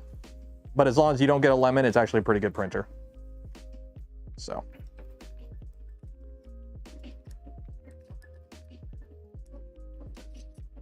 Why that paper towel fell apart on me, but good enough. Okay. So that is that. Also, never like clean your rails with ISO and leave them dry. You notice how I just greased them and that's it? Like I got greasy hands all over them. You want your rails wet. You do not want these bone dry. You do not want to like clean these with ISO or brake cleaner and then just put like a little grease in it and leave it. No, you want these to be like, you want these greasy so they don't rust. Yes, I know some of the printers kits come with like stainless rails. You still want them wet. Because let's be honest, a lot of what China says is stainless ain't stainless. Okay. So now you want them moist. How much?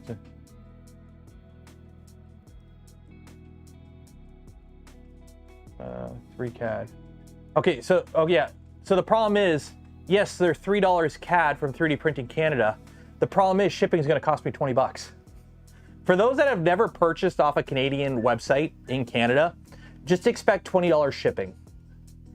And Canada posted on strike, so it's going through FedEx or UPS. So probably $30 shipping. So yeah. That's the downside of buying anything from a Canadian retailer is the shipping costs are stupid for a lot of this stuff.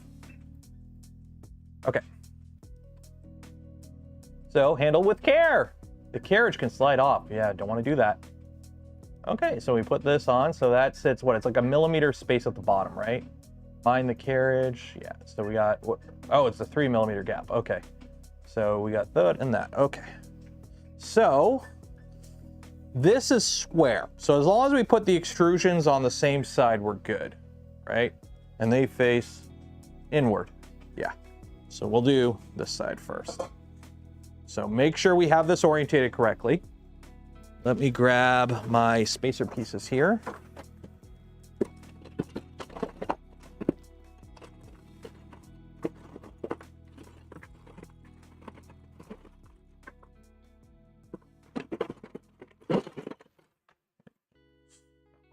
One.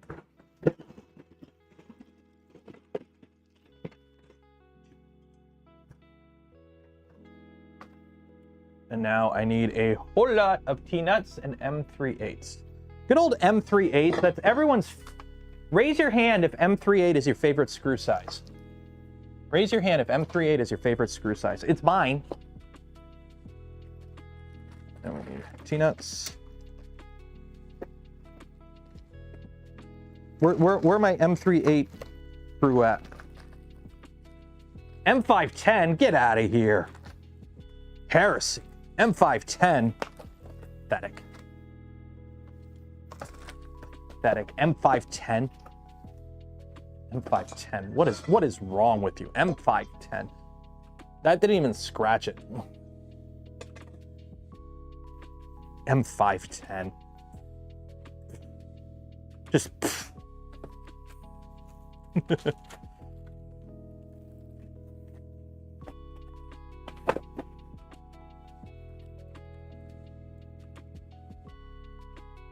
Printed a whole PC case that uses M3/8s.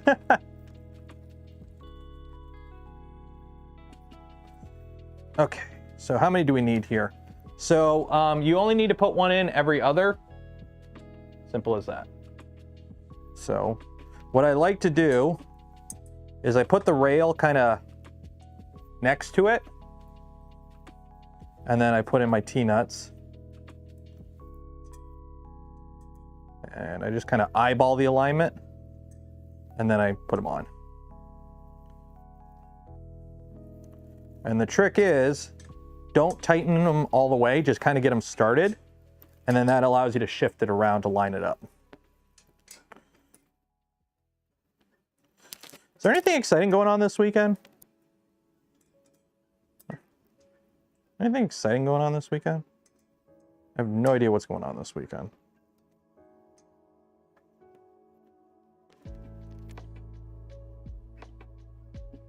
Chiefs game. Oh, is that the American football? Black Friday. Honestly, okay, I don't know about you. Does Black Friday suck now? Like when I was a kid, well, okay, for one, I'm Canadian, so we never really had Black Friday until very recently. It was not a thing up here. We have Boxing Day. which for Canada is the day after Christmas. So that was our Black Friday in Canada, is Boxing Day. Okay. And then all of a sudden they're like, nope, we're gonna have Black Friday in Canada too. And everyone's like, oh, okay, whatever. Make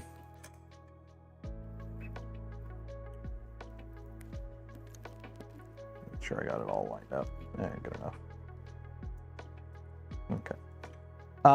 So that's what we had. But like Black Friday, it used to be, you know, you get up early, you watch like the videos of people, you know, killing themselves and killing other people over like Tickle Me Elmos at Walmart. And then you would go get the sale. But now like the sales suck. It's only like everything's online. So you don't have the videos of people clamoring and like beating each other up over washing machines anymore. So the entertainment aspect's gone. The sales aren't what they used to be anymore, because anything that's on sale was actually just its normal price a month ago. They just raised the price a month ago and now they've gone back to regular price. And we all have big TVs. Nobody cares about big TVs anymore. Because everyone, I can get a 98-inch TV at my local Walmart in Canada for under $3,000. So like, what's the point anymore? Is there a point anymore? It's completely lost all its charm. I used to do Boxing Day, because again in Canada, Black Friday wasn't a thing until, you know, the last couple years. Some of the stuff I bought months ago is now $1 more on sale. Yeah, that's the problem. That's one of the problems. It's the sales aren't really sales anymore. We're spoiled. It's because we live in a post-scarcity society, but we're too afraid to admit it. I think that's the problem. Okay, so I need 3 mil. Which one of these is 3 mil? I'm assuming this is 3 mil because that's what I use. Oh, that's 2.5. Yeah. Which one of these is 3? Yes, I'm using my digital micrometer to measure Allen keys. There you go, 3 mil. Why not? Okay, so it's like, oh hey, make sure you have a 3 mil gap at the bottom. Okay, well this is a 3 mil Allen key. So what I'm going to do, put that there, and scoot you up against there, and that's 3 mil. And get our little alignment jig, and off we go. I like to start in the middle and finger tight towards an edge, and then go do the other thing and then tighten them.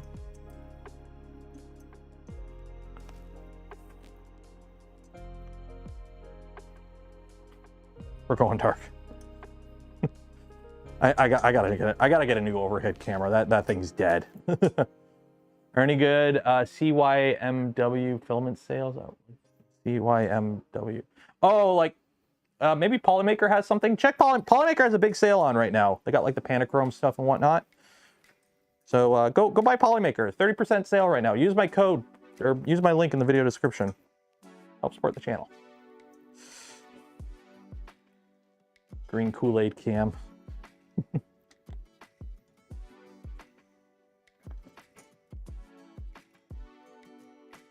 I like to leave 1 or 2 more millimeters slide the belt covers over. Ah, smart. Well, if you know, you know. We usually, whenever we build stuff, we build it to spec on this channel, so. Did I put this the right way together? I did. I'm hungry now. After we put these rails on, I think we're gonna call it. I need to make some din-din.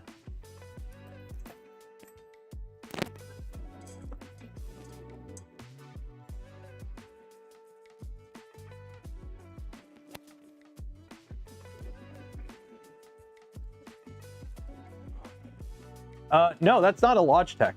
That is a Canon Vixia something. It's a camcorder. The camcorder. Here, watch. Hi. Yeah, it's a Canon Vixia camcorder. But what happened is, it used to be my main streaming camera for a bit. After I upgraded from the Logitech. And then when I eventually got into using like Sony cameras with a capture card, which is what I use now for the main cameras, I relegated that to the overhead camera.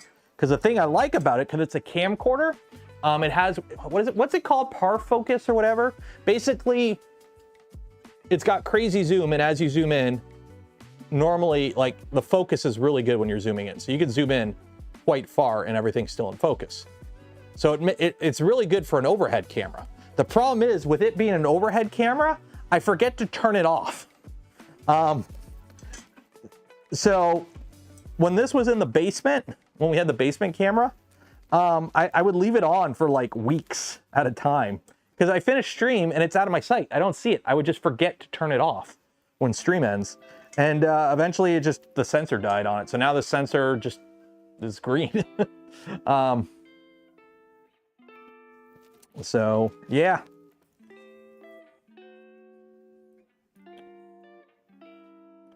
So every now and then, whenever I'm out and about, I'll check in on like a pawn shop or whatever and see if anyone has something like it. Because I like having a camcorder for the overhead camera.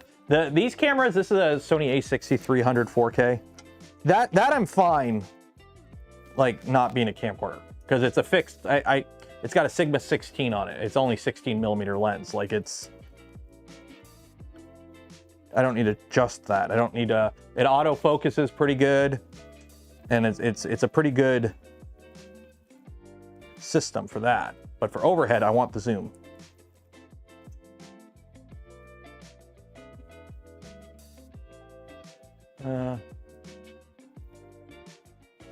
Well, so I'm actually not bad at turning it off now. What I did was how I got around that is I have a timer, basically, not a Christmas timer, but I had it hooked up to a Google Home like plug, so that I had it set to turn off at like 3 a.m. every night. So if I forgot it on, it would turn off.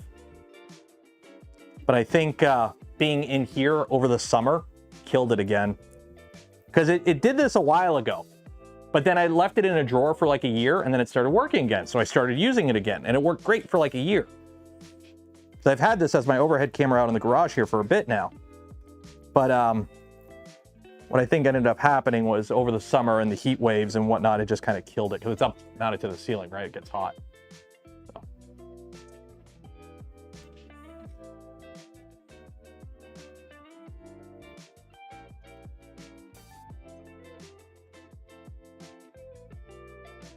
There we go. Okay.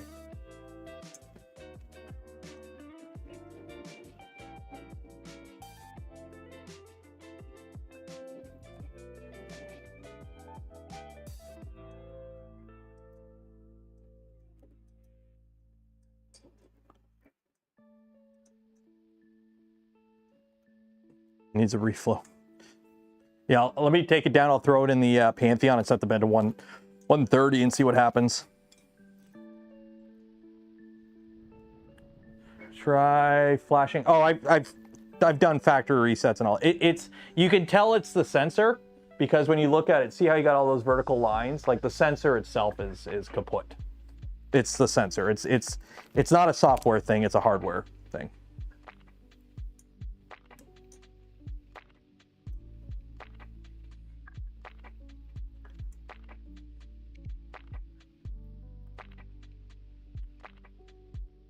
Taking it down for a bit. Well, turning it off, it gets turned off after a stream now, so it's been off for a couple days. It doesn't fix it. It's been off for a week and still didn't fix it, so. Green eggs in cam.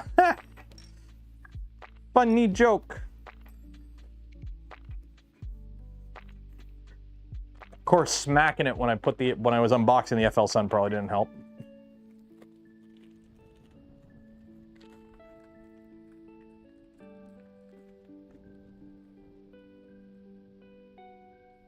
Camera's stoned. Hey, buddy. What color are the printed parts? Well, it's GLOOP theme, so it's going to be purple and white. Or purple, white, and orange. Okay, so put this in. Doo-doo-doo.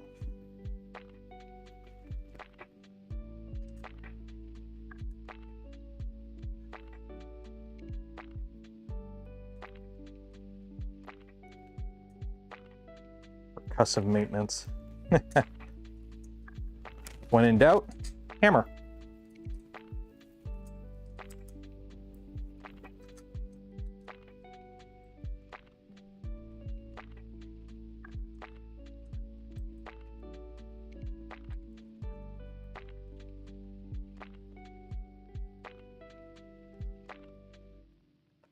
And black angle corners. I mean, I have white spray paint. I could paint the corner cubes when we get them. I could paint them white if I wanted to. I use them at different times. Is there a preferred one?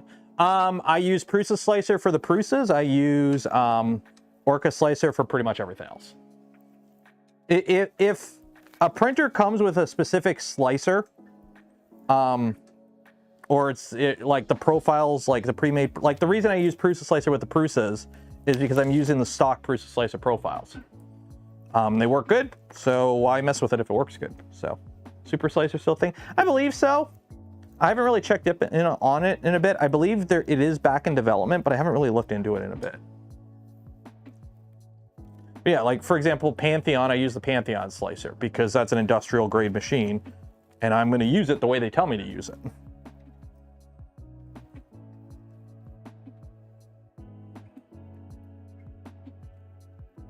5 more minutes of the print's done. How do you know that? How can you tell 5 minutes left on the print?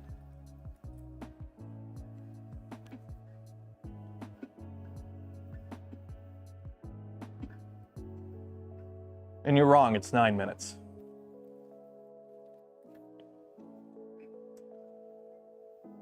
No update since July, huh? Well, it is what it is. I mean, let's be honest, you really need updates all the time with your slicer, as long as it's working, right? But yeah. Like personally, I only update stuff if I'm having a bug or they add a new feature that I really need. Because like if I'm using something and it's working and I don't need anything new.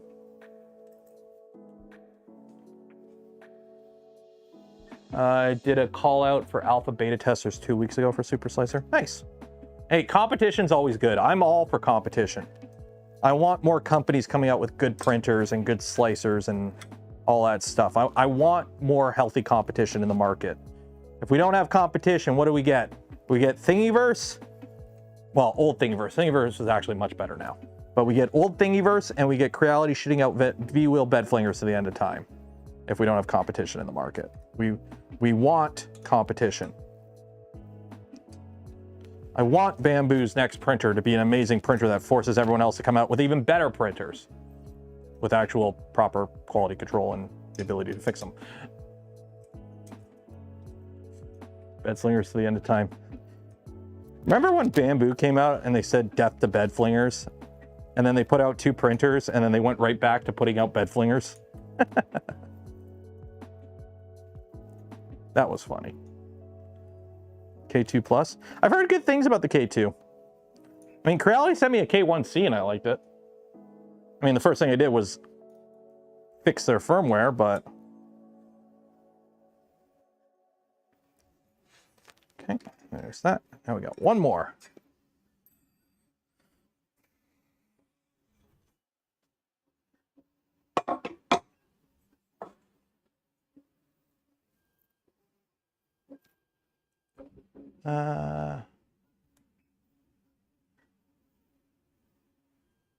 First 5 axis. Oh, geez.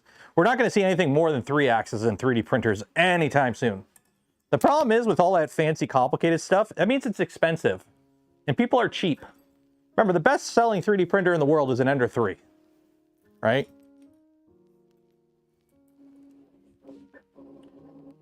Can't make a Core XY for 200. Yeah.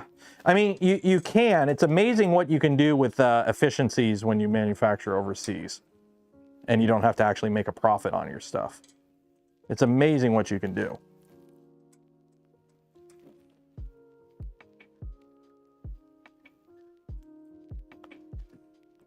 I remember somebody was telling me the actual BOM cost, like the actual cost to manufacture an Ender 3 to like Creality was like 20 or 30 bucks. Like that's how much like it actually costs to build it or to put in the box. Now, once it makes it overseas to like Micro Center and they're selling it for 100 bucks, couple other people have dipped their hands in the pot to make some profit along the way. But like, yeah. The tool pathing for greater than 3-axis complicated. Oh yeah, that's the other big problem is people use slicers in 3D printing, and there's no slicers that can work in 5-axis. Like every time I see like full control XYZ doing something, or like, you know, what's his name? He has the V0 that has the bed that tilts and does all that stuff. That stuff's really cool, but it's a trade show demo. Until somebody can throw a benchy in a slicer and go, hey, I have a 5-axis machine and it spits out G-code for it, that will never be nothing more than a trade show demo. Like, it's cool, don't get me wrong, but it's not actually practical in real world. And that kind of sucks.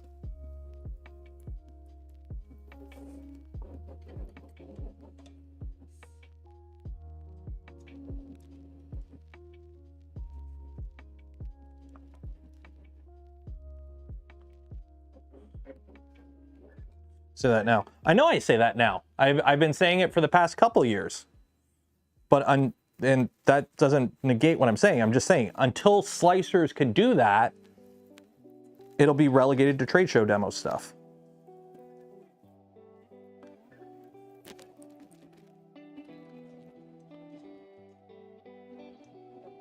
Remember, AI is not taking hold. Giant programming stacks of else-if statements relying on fed-in user data is not AI. I mean, hell, what was it? ChatGPT doesn't know how many R's are in strawberry. And also, we'll see this stuff take place, like, when you start seeing actual CNC machines in actual workshops being programmed by AI, then I'll start being a little bit more, okay, it's coming to 3D printing.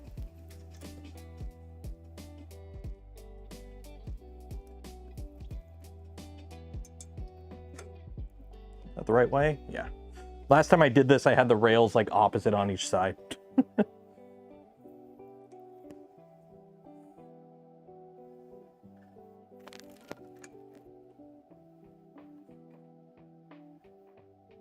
AI for, oh God, no, hell no. AI for fast, okay. I think one Burger King in our town tried it and it was horrible. It's great for comment, yeah. Remember the problem with AI, okay? If I tell you, hey, write me some code, okay? And you give me code and I go, hey, is this right? You're gonna go, I believe it's right. I think it's right. Based off my information, I think it's right. If AI gives you code, you have no way to actually know if it's good. Whatever AI spits out is just what it spits out. It doesn't know if it's giving you the right answer. It's just going, well, based off the data I've been fed, yes, if you are making your own pizza and the cheese is not sticking to it, add glue to the sauce. Because that's what I was told in my data set that I was fed.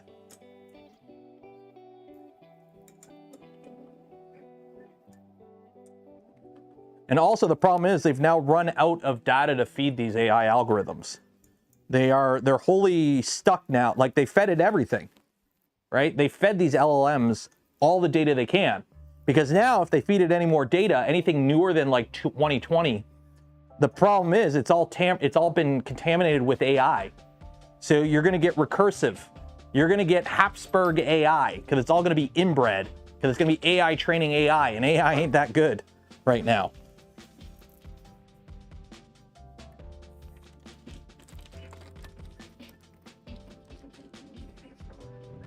Like, don't get me wrong.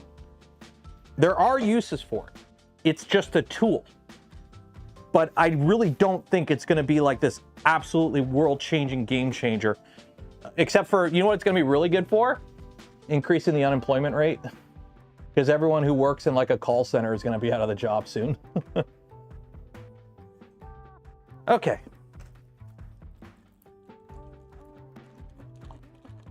I mean, like, Twitter is already completely dead because it's filled with nothing but AI bots.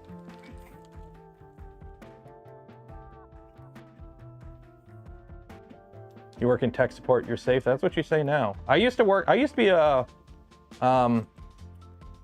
insurance broker. I worked at an insurance brokerage. Like, I was a licensed insurance broker in Ontario, Canada for years. And yeah, it's that whole job.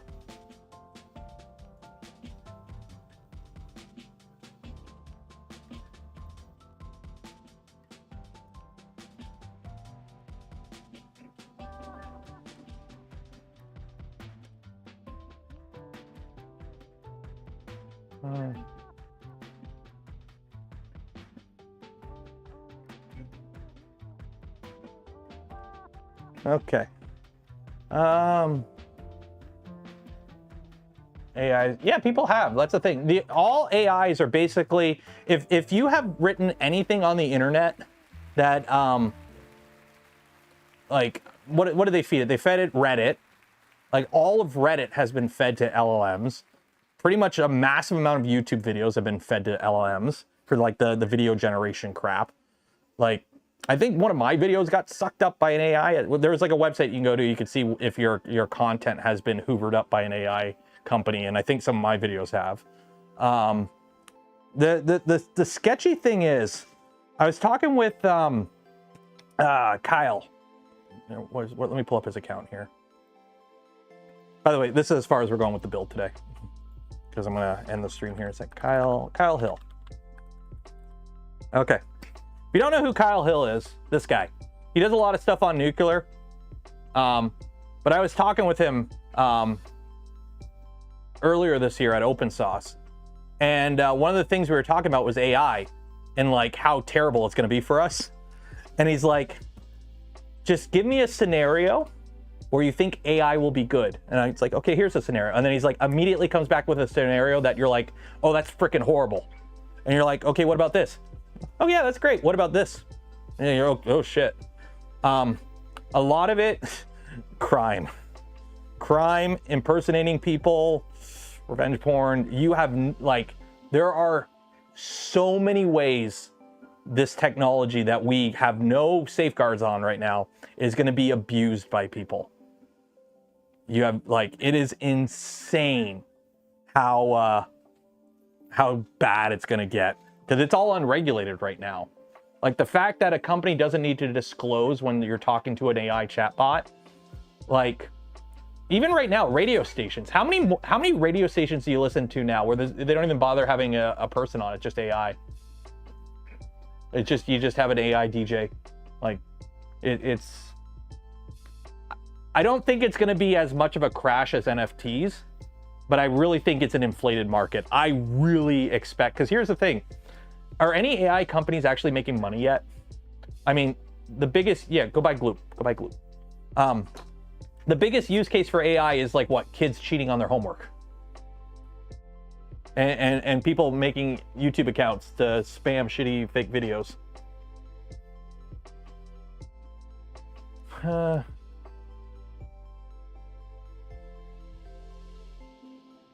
Oh yeah, they're burning through money like no tomorrow.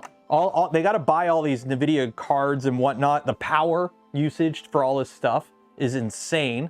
You have like Google looking into buying nuclear reactors. NVIDIA, you want to know who's making money off this? NVIDIA. Because during the gold rush, you want to be the guy selling the shovels. And NVIDIA is selling those really good shovels. But yeah, I think it's a bubble. I think I remember reading a thing, ChatGPT 5 is nowhere near as big of a leap as ChatGPT 4 was. So we're already reaching diminishing returns. Like, unless they actually like unlock AGI very soon, I think we've reached what AI is gonna do. I don't think it can get that much better. They can't feed it any more clean data. So.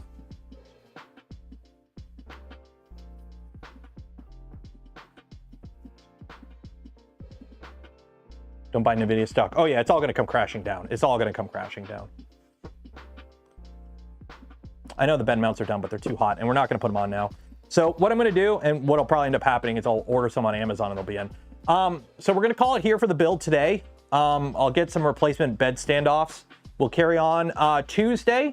We will carry on with this build. Tomorrow we're building a Death Racer. So it's a little RC tank.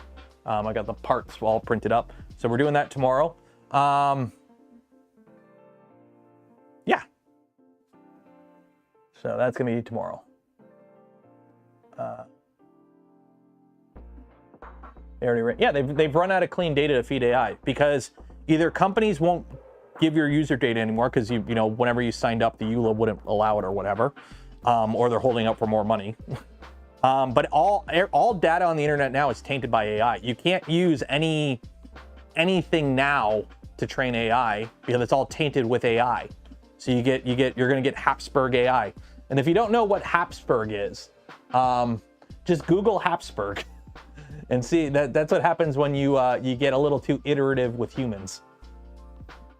No, we got a whole new build. We're doing a whole new build of the Death Racer. I've got the Big Tree Tech kit, the actual Big Tree Tech Death Racer kit, and I've got a whole bunch of part in glass-filled nylon and PET or carbon fiber nylon. So that's what we're doing. The hills have eyes. AI. Yeah. I was watching a thing. You want to know what the biggest data set that they used at first for training AIs and whatnot? Enron. When Enron went under, all the company's internal emails had to be disclosed to the courts, so they're freely available for anyone to use. So one of the biggest data sets that companies used when they started training AIs and whatnot and LLMs and all that for speech was the Enron emails, because you had tens and hundreds of thousands of emails, just people talking, like, and it was freely available. It was a free data set they could use. That was it. That was interesting to watch. I can't remember where I read about it or watched a video on it, but yeah, that was a big thing. Yeah, Brent, yeah.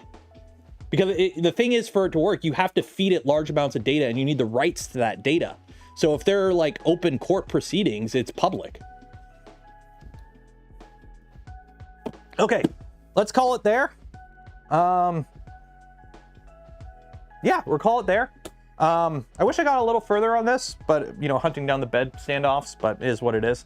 So we'll carry on with this build on Tuesday. We'll do Death Racer tomorrow. Tuesday's stream is going to be the last stream before Smurf, because I'm going to Manchester, flying out Thursday. So I might do a stream Wednesday or Thursday, just a little yap and chill stream, but we'll see. And then that should be that. So shout out to Polymaker for the spool of filament. Oh wait, we got to do the giveaway. What am I doing? I forgot about the giveaway. Enter. I'll give you like 2 minutes to enter. You got till 4:40. We got to do the giveaway. I forgot about the giveaway. How did I forget about the giveaway?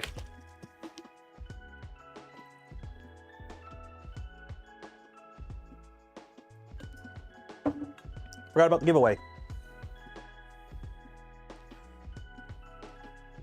What is your experience with the LDO Nighthawk? I like it. Yeah, we can't not have the marble race. Oh, that's hot.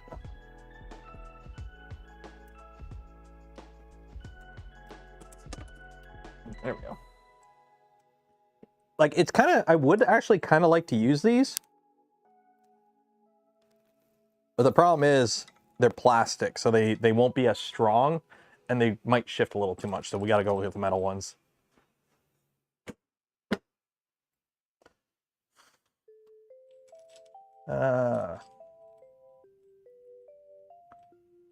Always forget about the giveaway. I forget about it sometimes too. All right, so let's see. You got 1 minute. Let me check out the Twitters. What's going on?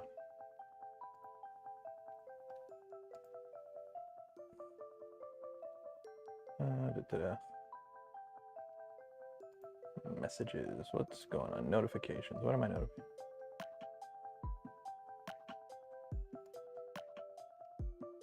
Oh, that's funny.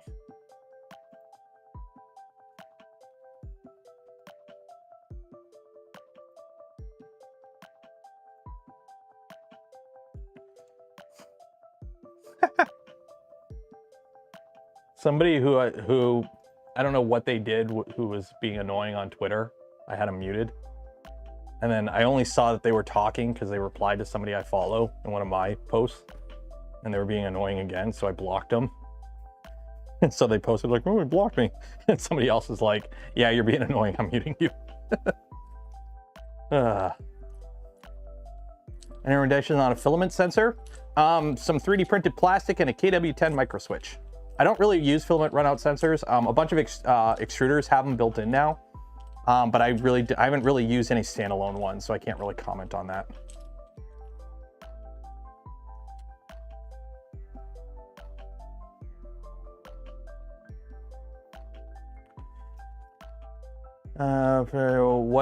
So 450 to 475 USD to spend. What printer do you recommend? Do you need an enclosed printer or not?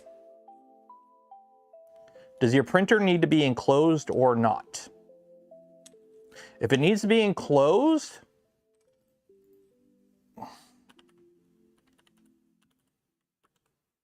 let's see right now. How much is a P1S right now on sale? USD. Bamboo P1S right now is $549, so that's outside of your budget. How much are the Creality K1s? K1C.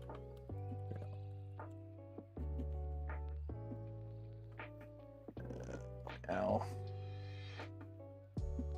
how much is a K1C? K1C is $450. That's a pretty good option. I like my K1C.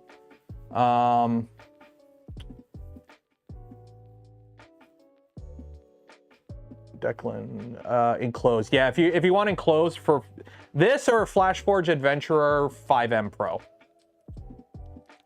Yeah, the 5M is $279. The 5M Pro might be a little closer to your budget. Yeah, either a K1C or FlashForge Adventurer 5, whatever version of the 5 is enclosed. Those would be my two recommendations. If the FlashForge is like much cheaper than the Creality, go with that. But if they're pretty close, like if it's like $5, if it's like $20 cheaper, I'd say go with the Creality. Just because you're probably going to have more support longer with a Creality device, and there's probably going to be a bigger community around it for getting support once Creality inevitably drops it. Or just be really cheap, get a base model FlashForge 5M, put a garbage bag on it, and use the money you save to buy a lot of filament. 5M Pro is $449. At $449, personally,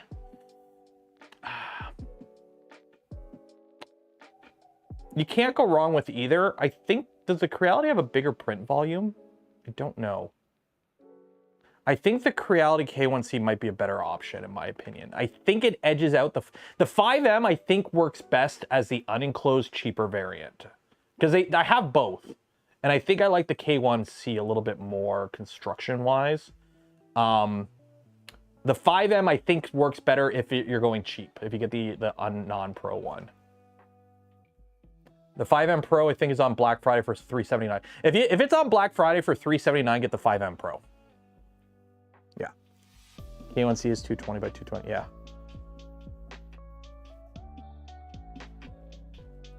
Yo, yeah, 5M non-Pro is $279. The enclosure is $40. There you go. There you go. You can't go wrong with either of these options. Basically, whatever option you go with just means how much money you got left over to buy more filament to print with. So, okay, let's do this giveaway. Let's do this giveaway, and then I'm gonna go make a pizza. And then I think we're going out for a little walk later tonight. It's actually snowing. We have snow. Names. Control A, delete. Oh.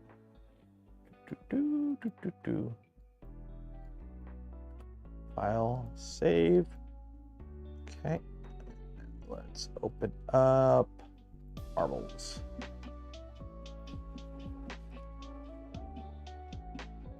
Did it pick up? It's actually, oh, I can't, I got too much shit in the way. Can't really look outside. It's actually kind of nice that there's a few people in my chat that are somewhat local to me. I gotta get, at some point in the next like month, I gotta figure out something for people that live in Southern, I gotta get rid of some printers. I live in Southern Ontario, the Windsor area. I'm not gonna ship anything. I'm not gonna drive to you. I'm just gonna try and figure out a way to get rid of like 5 or 6 printers. I gotta figure something out. So don't at me, don't DM me. I will figure something out and I will post something somewhere. And somebody already called the V400, so.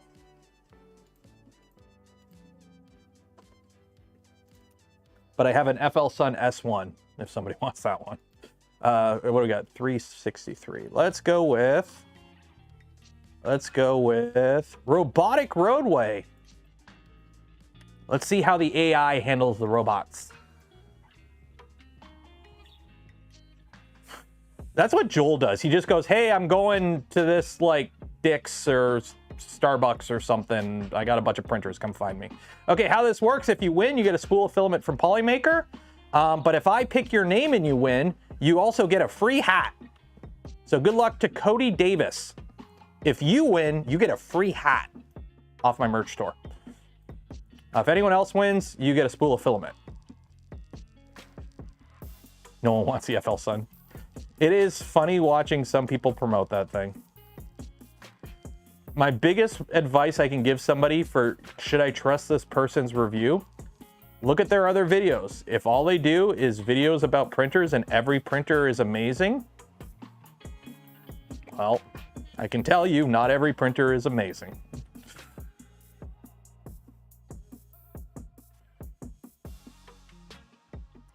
Yep, remember, exclamation mark zoom zoom makes you go faster. Exclamation mark gullible makes everyone else go slower. And if you like the smash button and are subscribed to the channel, it greases your ball up and makes it go faster. Aurora Tech. Her videos are good, but I don't know.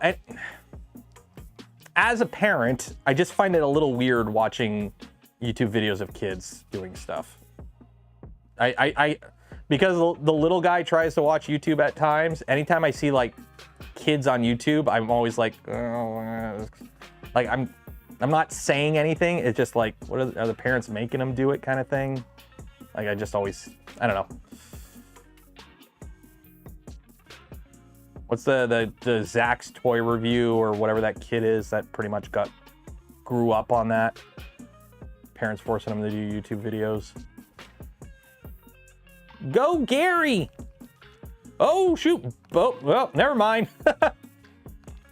Somebody might snipe it. Oh shoot! Somebody might snipe it. Gary, this is yours to lose. Or actually, no, who's in lead? Oh wait, do we got a winner? Doom? Is that you there, Doom? Is that Doom? Is that Doom?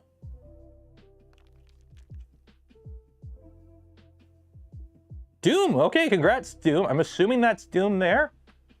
Because I don't see you in there. Did I pick Doom last week as the name? Was it last? I remember that name popped up before. I think I picked that last time. You didn't win this time. I think it was like last week or last stream or the stream before. Doom went in and fell out. Okay, I'm just gonna put this out there now. So if this ever comes up in the future, the list here. Let me 1 second here.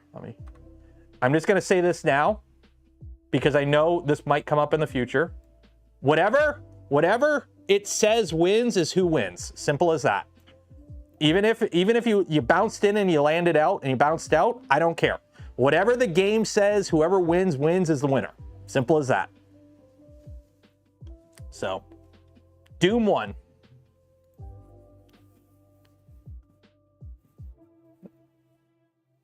Okay. You're second or third. You know what that means? You were first place in losing. Gotta find Doom here. Doom. There we go. There we go. Yeah, you can mine for fish doing that. Okay. Tonight at 11. Doom. I mean, I do have my Doom guy helmet. Okay, calling it there. So shout out to Polymaker for the spool of filament we gave away this stream and every stream. Links for all of them and more, video description, affiliate links. It's Black Friday, a bunch of got sales going on. Use code Canuck with GamerSupps, save 10% on your order. And I don't know if it compounds. Actually, I don't know. Right now with GamerSupps, you might save 10% and get a free cup, or you might just get the free cup. I don't know. Sometimes they combine it with the creator discount and sometimes they don't.